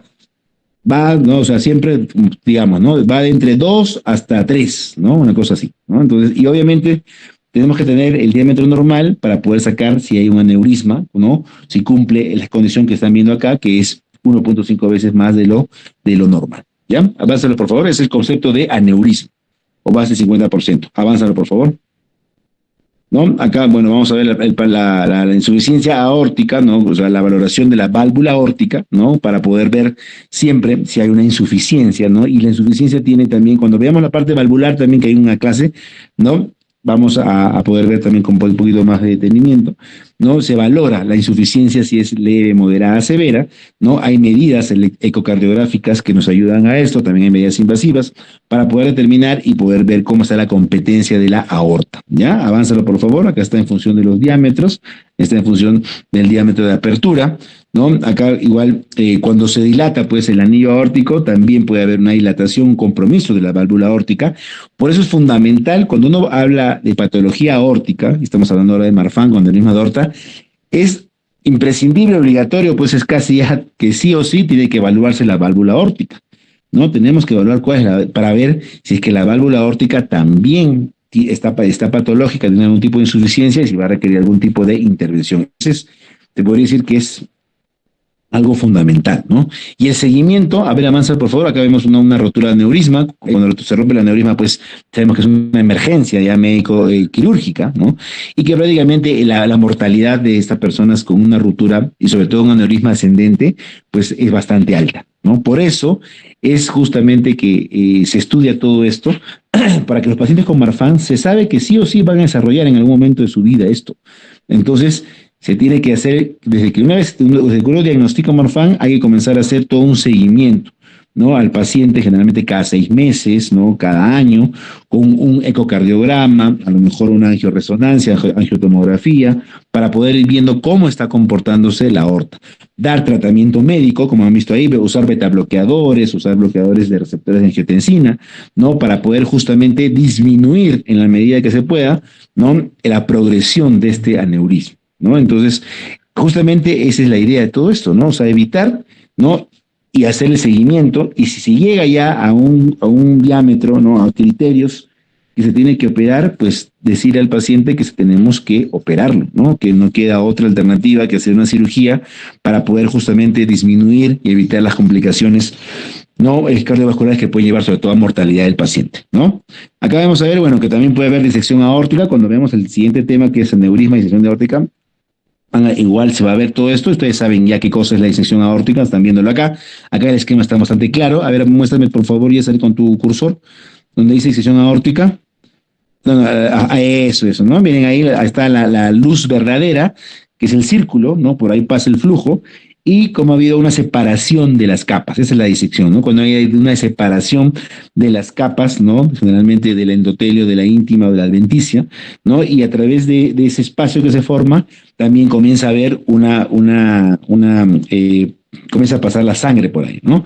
Pero esa luz es una luz falsa, ¿no? Y esto obviamente hay alto riesgo de que se pueda romper y obviamente con todas las complicaciones que hemos visto, ¿no? Por eso con las disecciones aórticas, si son disecciones aórticas a nivel de aorta ascendente, se considera una emergencia también quirúrgica que tiene que ser resuelta de inmediato. Los que van a hablar de disección, me imagino que ya estarán con sus temas ya casi listos, ¿no? Van a poder hablar cuando hagan la clasificación de disección aórtica, ¿no? La clasificación de Stanford, la clasificación de DeBakey, ¿no? Sobre todo la de Stanford, con la que se usa actualmente para tomar decisiones de tratamiento. Van a ver que Stanford 1, ¿no? O van a explicar que Stanford 1, que es cuando se compromete la raíz aórtica, la aorta ascendente, pues requiere un tratamiento urgente, ¿no? Quirúrgico urgente para poder evitar un riesgo de mortalidad importante en el paciente, ¿no? Entonces, eso es la disección aórtica que también se puede presentar en pacientes con Marfan. Avánzalo, por favor. Ahí están los factores de riesgo que su compañero mencionó, que hay que conocerlos. Avánzalo, por favor, ¿no? Y acá ya viene lo que sería la parte del tratamiento, ¿no? O sea, cuando se reemplaza, acá por ejemplo se ve bastante claro un aneurisma de aorta, ¿no? Miren, ayúdenme con tu cursor, por favor. Un aneurisma de aorta ascendente bastante claro, bastante importante, con o sin afectación de la válvula aórtica, se tendría que ver con un ecocardiograma, obviamente. Y si hay afectación de la válvula aórtica, probablemente ya pensar en sustituirla, dependiendo si es una insuficiencia severa, si hay criterios, se puede sustituir con lo que se llama un tubo valvado, ¿no? Este que ven acá es un tubo valvado, creo que se ve muy claro, como yo también, es un tubo, ¿no? Un injerto que reemplaza la aorta, y abajo tiene la válvula, ¿no? ¿Ven? La válvula aórtica, abajo, esa es la válvula aórtica, ¿no? Eso se tiene que como un reemplazo valvular normal, ¿no? Como la válvula se sutura, ¿no? Al anillo aórtico en este caso, la válvula se reseca, ¿no? O se puede dejar dependiendo, ¿no? del caso, y esta válvula se va a suturar ahí al anillo, y esta válvula protésica va a ser la función de la válvula nativa propiamente dicha, ¿no? Pero también, avánzalo por favor, hay todo esto, chicos, bueno, avánzalo un poquito, un poquito más de eso de ahí, ¿no? Entonces, esto acá de las técnicas quirúrgicas, retrocede un poco. Las técnicas quirúrgicas que mencionamos como ya están muy bien, está perfecto, ustedes también es bueno que las sepan, ¿no? Quizás es un poco más ya de especialidad, cuando uno ya se dedica a esto, ¿no? Si uno es cirujano cardiovascular o cardiólogo, ¿no? O sea, ya está en este mundo, es un poco más el conocimiento y justamente de elegir qué técnica se tiene que realizar, ¿no? Su compañero mencionó cuando, por ejemplo, técnica de remodelación, ¿no? De la válvula aórtica, cuando se implanta, ¿no? Las coronarias igualmente, la cirugía de Bentall igualmente, ¿no? O sea, hay varias técnicas quirúrgicas, ¿no? Que generalmente se tiene que individualizar según el caso que tengamos, ¿no? O sea, todo dependerá de la evaluación, todo esto de acá para elegir algún tipo de técnica, les digo, eso no lo hago o no lo hace el cirujano solo, ¿no? Generalmente se requiere todo un equipo de estudio. Yo me acuerdo cuando era residente, yo también cuando era residente, nosotros siempre,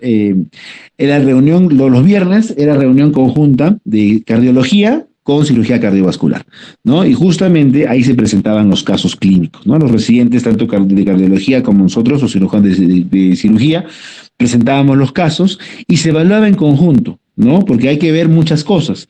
Hay que ver estos pacientes, tienen que tener, pues obviamente, todo un estudio, ¿no? De imágenes, un estudio ecocardiográfico, probablemente un cateterismo, también para ver cómo están sus coronarias, o sea, toda una serie de estudios y tomar una decisión en conjunto, ¿no? De acuerdo a lo que tengamos, ver, ¿no? ¿Qué cirugía, por ejemplo, se hace? Por ejemplo, una técnica de remodelación, como la técnica de Yacoub, o una técnica de reimplantación, ¿no? Como la técnica de David. Hay una técnica también mixta, la de David Yacoub, ¿no? Ahí, avánzalo, por favor. La cirugía, avánzalo, por favor. Acá está por ejemplo, que cuando se reemplaza, ¿no? Acá se reemplaza en la de la izquierda, ¿no? Igualmente se cambia ¿cómo se llama? La aorta ascendente, pero se deja la raíz aórtica, ¿no? Dentro del injerto y se reimplantan las coronarias. Mira, acá están viendo cómo se reimplantan las coronarias. Creo que están. A ver, ayúdame con tu cursor, por favor.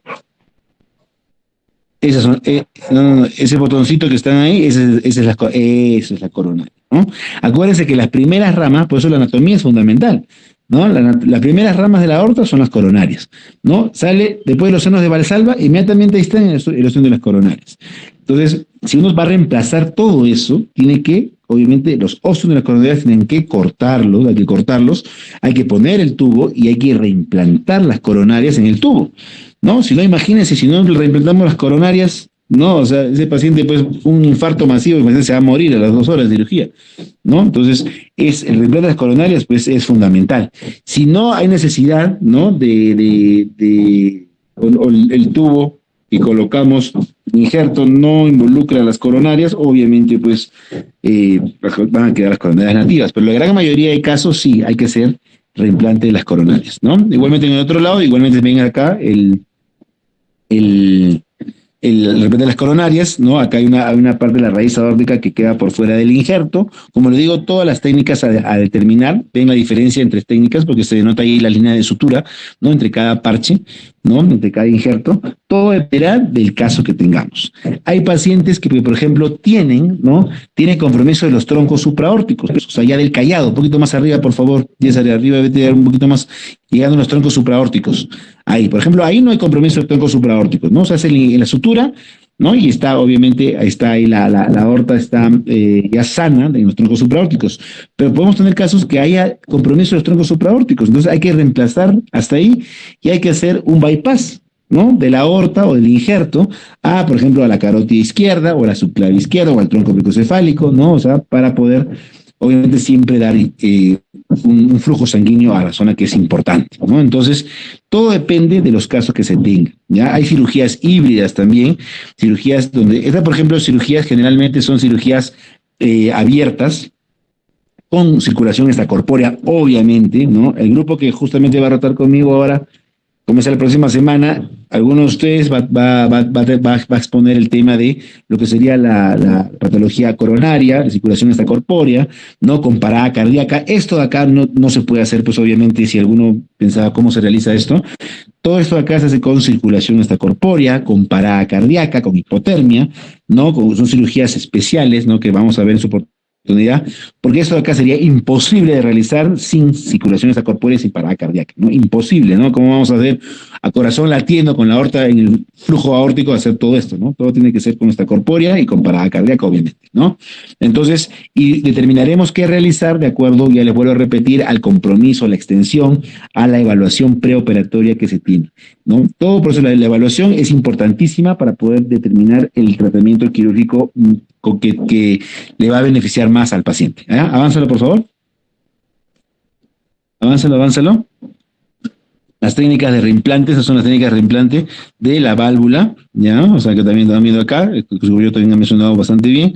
Como digo, no les voy a dar mucho detalle porque no los quiero confundir, porque hay muchas técnicas de reimplante, hay incluso cómo remodelar la válvula también. La válvula, si no está muy comprometida, se puede hacer una remodelación, una plastía, ¿no? O la válvula nativa, ¿no? En este caso, por ejemplo, son técnicas de reimplante. La válvula nativa se saca y se vuelve a implantar, ¿no? O sea, en el mismo tubo, ¿no? Y no usar una válvula protésica. Por eso todo dependerá de la evaluación que tengamos y que el tipo de paciente que se tenga. ¿Ya? Avánzalo, esa es la conclusión. Avánzalo. Acá, bueno, básicamente tomamos unos trabajos para poder ver, ¿no? Cuál es el pronóstico, ¿no? Y el seguimiento en pacientes con remodelado de válvula aórtica o no. ¿Ya? Avánzalo, por favor. Igualmente acá, la experiencia que mencionó su compañero, muy bien, ¿no? Entonces, los estudios efectivamente siempre nos van llevando de la mano para poder tener la mejor alternativa, ¿no? O sea, y justamente como su compañero mencionó, hay estudios que demuestran a veces que, ¿no? Que, por ejemplo, hacer una remodelación es mucho mejor que hacer un cambio, ¿no? O qué tipo de técnica quirúrgica obviamente va a tener mejor resultados en el impacto, sobre todo de pronóstico del paciente, ¿no? Sobre todo de reducir la morbimortalidad a 2 primero y luego a 5 años, ¿ya? Entonces, el tratamiento quirúrgico básicamente es el que se ha mencionado, ¿no? Pero también el tratamiento médico, como lo había mencionado, justamente es el uso de beta bloqueadores y bloqueadores de receptores de angiotensina, ¿no? Que se usan y se ha visto, ¿no? Que justamente que disminuye la progresión, ¿no? No impide, no es que ya desaparece sí o sí, pero por lo menos retrasa la progresión del desarrollo de un aneurisma, ¿ya? Avánzalo, por favor. Como mencioné ahí, disminuye la velocidad de crecimiento de la aorta, ¿ya? Avánzalo, acá está el propanolol, bueno, se puede usar valsartán, dentro del propanolol también se puede usar otros, ¿cómo se llama? Beta bloqueadores, ¿no? Como atenolol, bisoprolol, carvedilol, ¿no? Entonces, se ha visto, ¿no? Que justamente la expectativa de estos pacientes aumenta, ¿no? Antes la expectativa de un paciente con Marfan era muy pobre, ¿no? Era creo que hasta los 40 años, ¿no? En cambio ahora, ¿no? La expectativa de vida puede llegar hasta los 70 años, justamente con un adecuado tratamiento médico o quirúrgico, ¿no? Todo dependerá del tipo de paciente que tengamos. Avánzalo, por favor. Y justamente, ahora vamos a hablar un poco de las indicaciones, ¿no? Acá, avánzalo, por favor, los estudios, vamos a revisar las recomendaciones, justamente, avánzalo, es un tipo de recomendación que se hace para cada paciente, avánzalo, ¿no? Acá, por ejemplo, vemos el ecocardiograma de seguimiento, se tiene que hacer a un paciente para determinar, como mencionó su compañero, el tamaño de raíz aórtica, luego para ver la velocidad de crecimiento y evaluar cómo está la válvula aórtica igualmente, ¿no? Y luego elegir el tipo de cirugía que se tiene que realizar cuando se llegue al diámetro, ¿no? Esa es la recomendación que se da, ¿no? Clase 1, cuando el beneficio es mucho mayor que el riesgo, y la recomendación es justamente el seguimiento ecocardiográfico, es fundamental cada 6 meses, ¿ya? Avánzalo, por favor. Avánzalo hasta las indicaciones, muy bien. Entonces, las indicaciones generalmente acá están, ¿no? Sobre todo la primera, ¿no? Que es la indicación en función al diámetro externo, por cierto, ¿no? Cuando se inicia una cirugía a un paciente con Marfan, cuando la dilatación de la aorta es mayor de 5 centímetros de diámetro o 50 milímetros, que es lo mismo, ¿no? Que esa está muy claro, es una recomendación tipo 1, ¿no? Entonces, es de las recomendaciones que sí o sí se ha visto que hay bastante pacientes, ¿no? Las demás recomendaciones son ya 2A, 2B, ¿no? Donde es razonable el procedimiento, ¿no? El beneficio mayor que el riesgo, pero no es tan contundente como en clase 1. es para avanzar. Y acá, por ejemplo, generalmente ya se dice que pacientes que tienen antecedentes de Marfan y cuyo diámetro de aorta llega a más de 45 milímetros, ¿no? Generalmente eso, o también la dilatación de la aorta comienza a tener un ritmo muy rápido de dilatación. Generalmente se dice más de 0.5 centímetros, ¿no? O sea, 5 milímetros por año de crecimiento. También se considera que ella debería ser pero el nivel de evidencia es mucho menor, ¿no? Lo que sí o sí, eso que lo que tienen que tener en claro en su cabeza es que la indicación en patología quirúrgica en pacientes con Marfan tiene un diámetro de aorta mucho más de 50 milímetros o 5 centímetros de diámetro. ¿Ya? Pásalo, por favor. Ajá, portadores. Entonces, bueno, ya avancemos esto y después cuando vemos válvulas vamos a poder ver lo que es anticoagulación y todo eso. Avancemos. Ok, avanzando un poquito más. Y bueno, la enfermedad de Takayasu, que ya habla un poco de la parte quirúrgica. Avancemos, por favor, avancemos. Ya sabe que la enfermedad de Takayasu es una enfermedad inflamatoria. No es una arteritis de grandes vasos, arteritis de Takayasu, una vasculitis crónica que generalmente afecta a vasos de gran calibre, ¿no? Aorta y ramas principales, subclavia generalmente, carótidas, ¿no? Y también puede involucrar la arteria pulmonar. Avánzalo, por favor. Ya, avánzalo un poquito, ustedes lo van a revisar con la epidemiología. No es muy frecuente en nuestro medio, ya hemos visto, más que nada en la zona asiática, pero podemos tener algunos casos. Acá un poco la ictiopatogenia, que su compañera explicó muy bien. Avánzalo, por favor, ustedes lo van a revisar. ¿No? Vamos a avanzar un poquito más. La fisiopatología igualmente la avanzaremos un poco. La clínica, ¿no? Avanza, por favor. Generalmente puede haber, hay síntomas generales, ¿no? Y síntomas ya isquémicos dependiendo del territorio que se va a comprometer, ¿no? Y acá como efectivamente la fase aguda de la enfermedad, síntomas inespecíficos, ¿no? Fiebre, astenia, malestar, artralgia, mialgia, como mencionó su compañera, ¿no? Que pueden ser confundidos con cualquier otra enfermedad. Y cuando ya comienza a ver en la fase crónica o isquémica, como mencionó acá, ya afectación del territorio justamente que se va a ver involucrado, ¿no? Generalmente cuando se afecta la arteria subclavia va a haber claudicación de miembros superiores, que es lo más frecuente. Acuérdense, ¿dónde ataca más? ¿Cuáles son las arterias que más ataca a Takayasu? Son las subclavias, ¿ya? Entonces, hay claudicación de miembros superiores, igual cuando hay cuando hay alteraciones carotidias, ¿no? Puede haber trastornos, obviamente, visuales, puede haber trastornos de cualquier tipo de los hemisferios, alteraciones de tipo ictus o tipo TIA, ¿no? Que eso también se confunde y entra justamente en la parte del estudio. Justamente una de las pacientes que parecía un Takayasu, que les comenté, hace unos 6 meses más o menos la vi, que tuvo un TIA. No, siquiera un TIA, un DCB al final fue, ¿no? Porque no fue transitorio, ¿no? Dejó una secuela. Una paciente joven de 32 años, mujer joven de 32 años, es primer criterio de edad, ¿no? Y mujer, ¿no? Y que tenía pues una hemiplegia, me parece el lado derecho, y también tenía alteraciones visuales, ¿no? Entonces era bastante sugestivo de Takayasu y le referimos a Lima para continuar en su estudio y su tratamiento, ¿no? Entonces, de acuerdo al territorio que se va a comprometer, obviamente vamos a ver, ¿no? Si hay compromiso de arco aórtico, de raíz aórtica, con todo lo que ha hecho su compañera, insuficiencia aórtica, insuficiencia cardíaca congestiva, puede haber también compromiso de coronarias, ¿no? Las arterias renales, también puede haber hipertensión secundaria, obviamente, al compromiso renal, ¿no? Porque acuérdense que la estenosis de la arteria renal, ¿no? Lleva obviamente a una hipertensión secundaria, ¿no? Que es cuando uno tiene una hipertensión, generalmente una persona de menos de 40 años, hipertensión arterial, ¿no? Porque a partir de 40 años para arriba, ¿no? Ya uno puede considerar como una hipertensión pues idiopática, primaria, ¿no? Pero cuando es menor, uno tiene que buscar una causa, y justamente la causa renal es una de las principales causas, ¿no? Entonces, también puede un Takayasu comprometer a las renales, ¿ya? Avánzalo, por favor. Avánzalo. Ok, acá, bueno, básicamente ya hemos visto, ¿no? Ya mencioné la afectación, ¿no? Donde hay mucho más las subclavias, ¿no? Después viene la carótida, aortas, renales, ¿no? Las vertebrales y todo en ese porcentaje de presentación, ¿ya? Avánzalo, más infrecuente las coronarias, ¿no? Las menciones clínicas cardiovasculares, como su compañera mencionó, ya ustedes lo van a revisar, avánzalo un poquito más. Quiero ya diagnóstico, los criterios, avánzalo, por favor. Los criterios diagnósticos, bueno, manifestaciones, todas las que han mencionado se pueden presentar de acuerdo al territorio, obviamente, que esté comprometido, al territorio de afectación vascular que lleva obviamente a una afectación isquémica. Avánzalo. Fuera del laboratorio, reacciones de fase aguda, ¿no? Como tenemos acá, PCR, BCG, que también están altos, ¿no? En la fase clínica, todo lo que mencionó su compañera, efectivamente, avánzalo. Pruebas de imagen fundamental para la parte vascular, ¿no? Acá viene ya la arteriografía, ¿no? O el angioten o la angioresonancia, ¿no? La arteriografía antes se podría considerar como el gold estándar, ¿no? Del diagnóstico de estas enfermedades. El problema está que la arteriografía, como he mencionado, como está en el recuadro rojo, es una prueba muy invasiva y hay mucha exposición a radiación y exposición a contraste. Por eso es que a veces ya no se realiza tanto porque hay pacientes que realizan reacciones adversas al contraste, alergias y pacientes que pueden hasta desarrollar insuficiencia renal o postcontraste. Por eso hay que tener mucho cuidado, ¿no? Y si un paciente que está al borde de la función renal, preferentemente no someterlo a una arteriografía, sino a lo mejor a un angiotem, ¿no? Que tiene obviamente, ya les mencioné, que no hay mucha irradiación, ¿no? Y que el contraste también es mucho menor, ¿no? Entonces, y que generalmente actualmente ya los software de reconstrucción de angioten ya son mucho mejores y se puede tener imágenes mucho más fidedignas, ¿ya? Entonces estas pruebas de imagen son fundamentales, ¿no?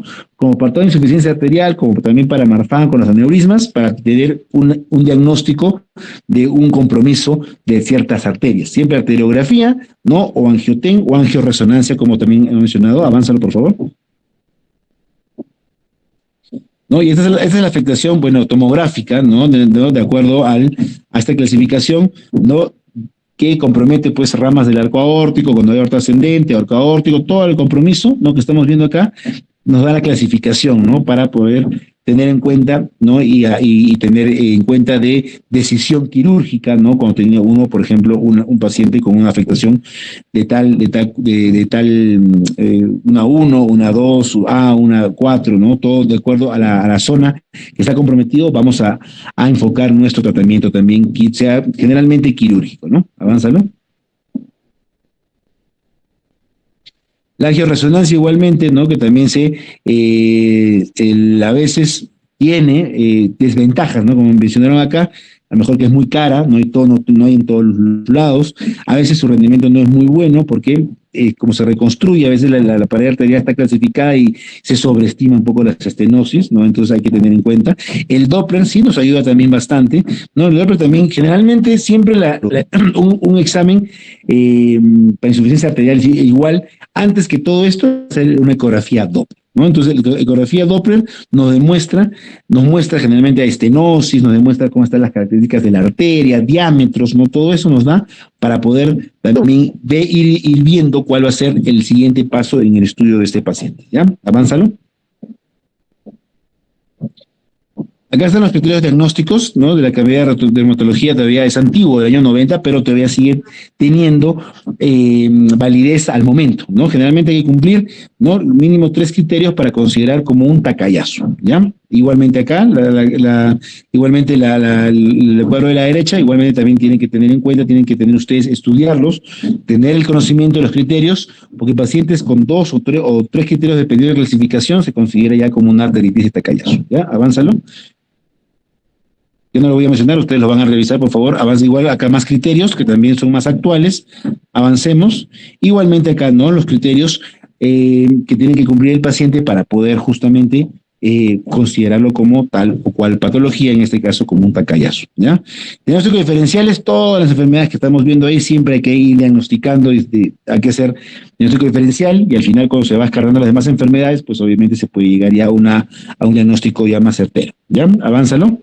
Y sobre todo, ve la parte del tratamiento, ¿no? El tratamiento, hay tratamiento médico, ya, como he mencionado. El tratamiento médico básico son los corticoides, ¿no? Es generalmente la prednisona, ¿no? La prednisona, una dosis más o menos de un 50, como promedio 50 miligramos por día, que generalmente se da una dosis alta y luego se va bajando, ¿no? Acuérdense que los corticoides administrados en forma muy, muy continua puede llegar pues a cuadros de Cushing, ¿no? Puede llegar a cuadros de afectaciones en otros lados. Entonces siempre hay que dar una dosis como un pulso, ¿no? De corticoides y luego ir bajando en el tiempo, ¿no? Hasta llegar a niveles muy bajos de generalmente 5 miligramos por día de prednisona como terapia de mantenimiento, ¿no?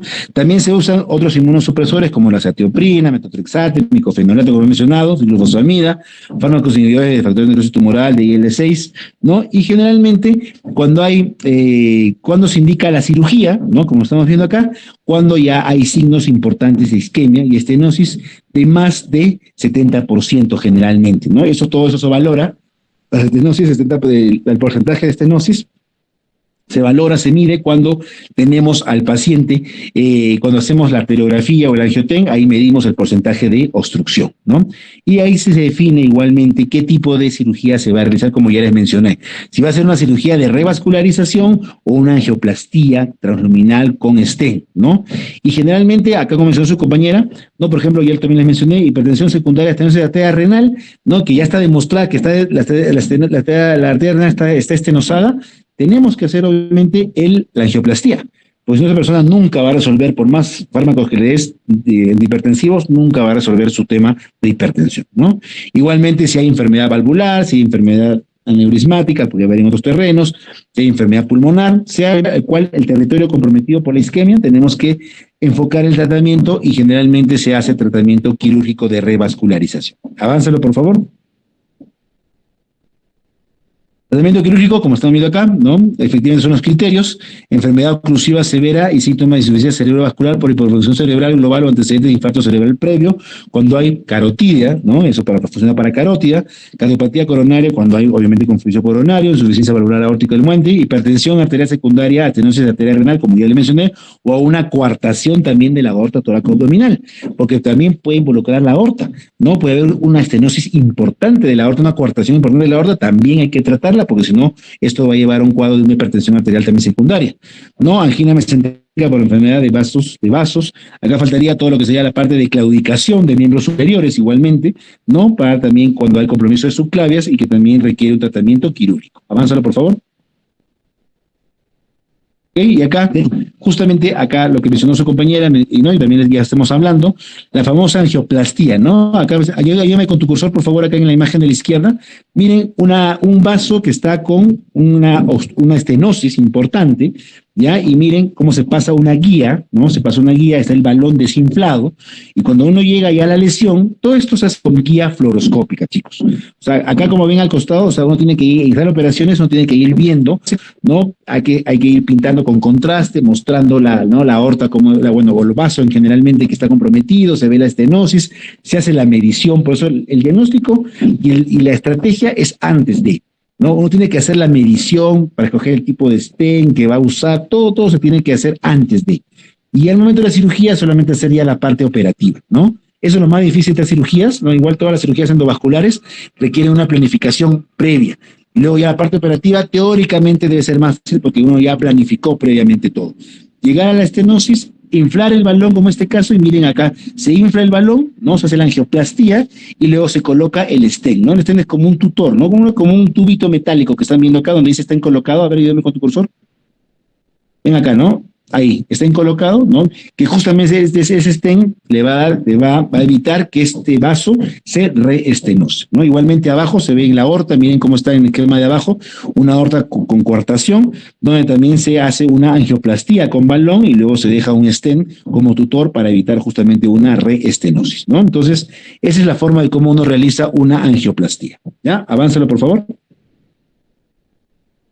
Y acá, bueno, ya un bypass que también mostró su compañera, donde es una cirugía ya abierta, ya les mencioné también, que generalmente, si son oclusiones muy largas, ¿no? O no tenemos stent, preferentemente hacer un bypass. Aorto, en este caso es un aorto bifemoral, porque va a las dos femorales, ¿no?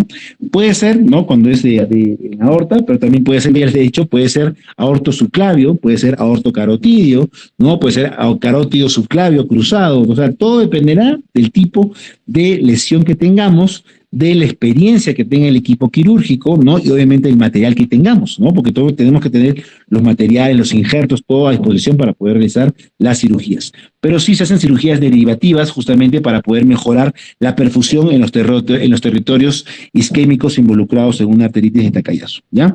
Esto ya lo vimos, ya lo comentamos también. Avánzalo, por favor, creo que está bastante claro. Espero que esté bastante claro. Con esto creo que acabamos. No sé si tienen alguna pregunta, por favor, alguna duda.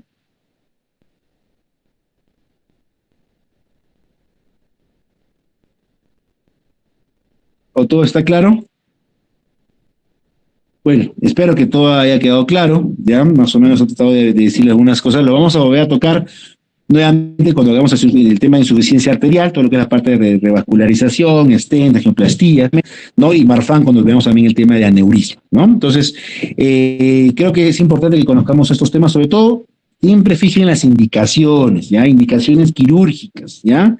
Igualmente, ya, bueno, ya ustedes más o menos saben cómo son los exámenes que se realizan, pero no solamente estudien para el examen, no es mi objetivo, sino que sepan cuándo uno indica, ¿no? Tal cosa. Por ejemplo, para Marfan, cuando uno indica una cirugía, ya creo que está bastante claro.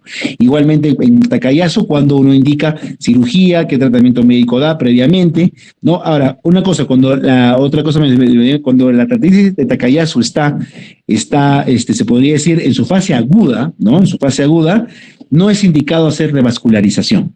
¿Ya? Preferentemente es dar tratamiento médico, un buen pulso de corticoides, inmunosupresores, bajar la parte inflamatoria y recién, por más que el paciente tenga síntomas isquémicos, porque si uno hace un bypass con una fase aguda de Takayasu, hay mucho más posibilidad de que se restenose, de que incluso en el lugar donde hace la sutura, donde coloca uno el stent, puede haber un cierre. Por eso siempre es como que enfriar el cuadro inflamatorio y luego realizar ya la cirugía de revascularización, sea con endoprótesis, endovascular o sea con un bypass. ¿Ya? Muy bien. Ok, chicos, bueno, creo que si no hay más preguntas, dudas, espero que todo haya quedado claro. Nuevamente, felicidades a los expositores. Ha estado bastante bien, creo, la exposición. Y ya quedamos, entonces, terminamos la clase de hoy día. ¿Ya? Muy bien. Entonces ya quedamos probablemente para el día martes, ¿ya? Para el día martes, que es feriado, ¿ya? Entonces, para poder desarrollar pues la siguiente clase, que sería el tema de aneurisma y disección aórtica, ¿ya? Por favor, el grupo correspondiente me va mandando igual las diapositivas un día antes para poder ir revisando y viendo pues que esto esté completo para poder realizar la exposición, ¿ya? Muy bien. Igualmente ya sus notas también, la próxima clase espero que ya se hacerlas llegar para poder que tengan pues todo claro sin ningún reclamo ni ninguna cosa, ¿no? Ok, muy bien, gracias por su atención y ya quedamos para la siguiente clase. Cuídense, tengan buen día. Gracias.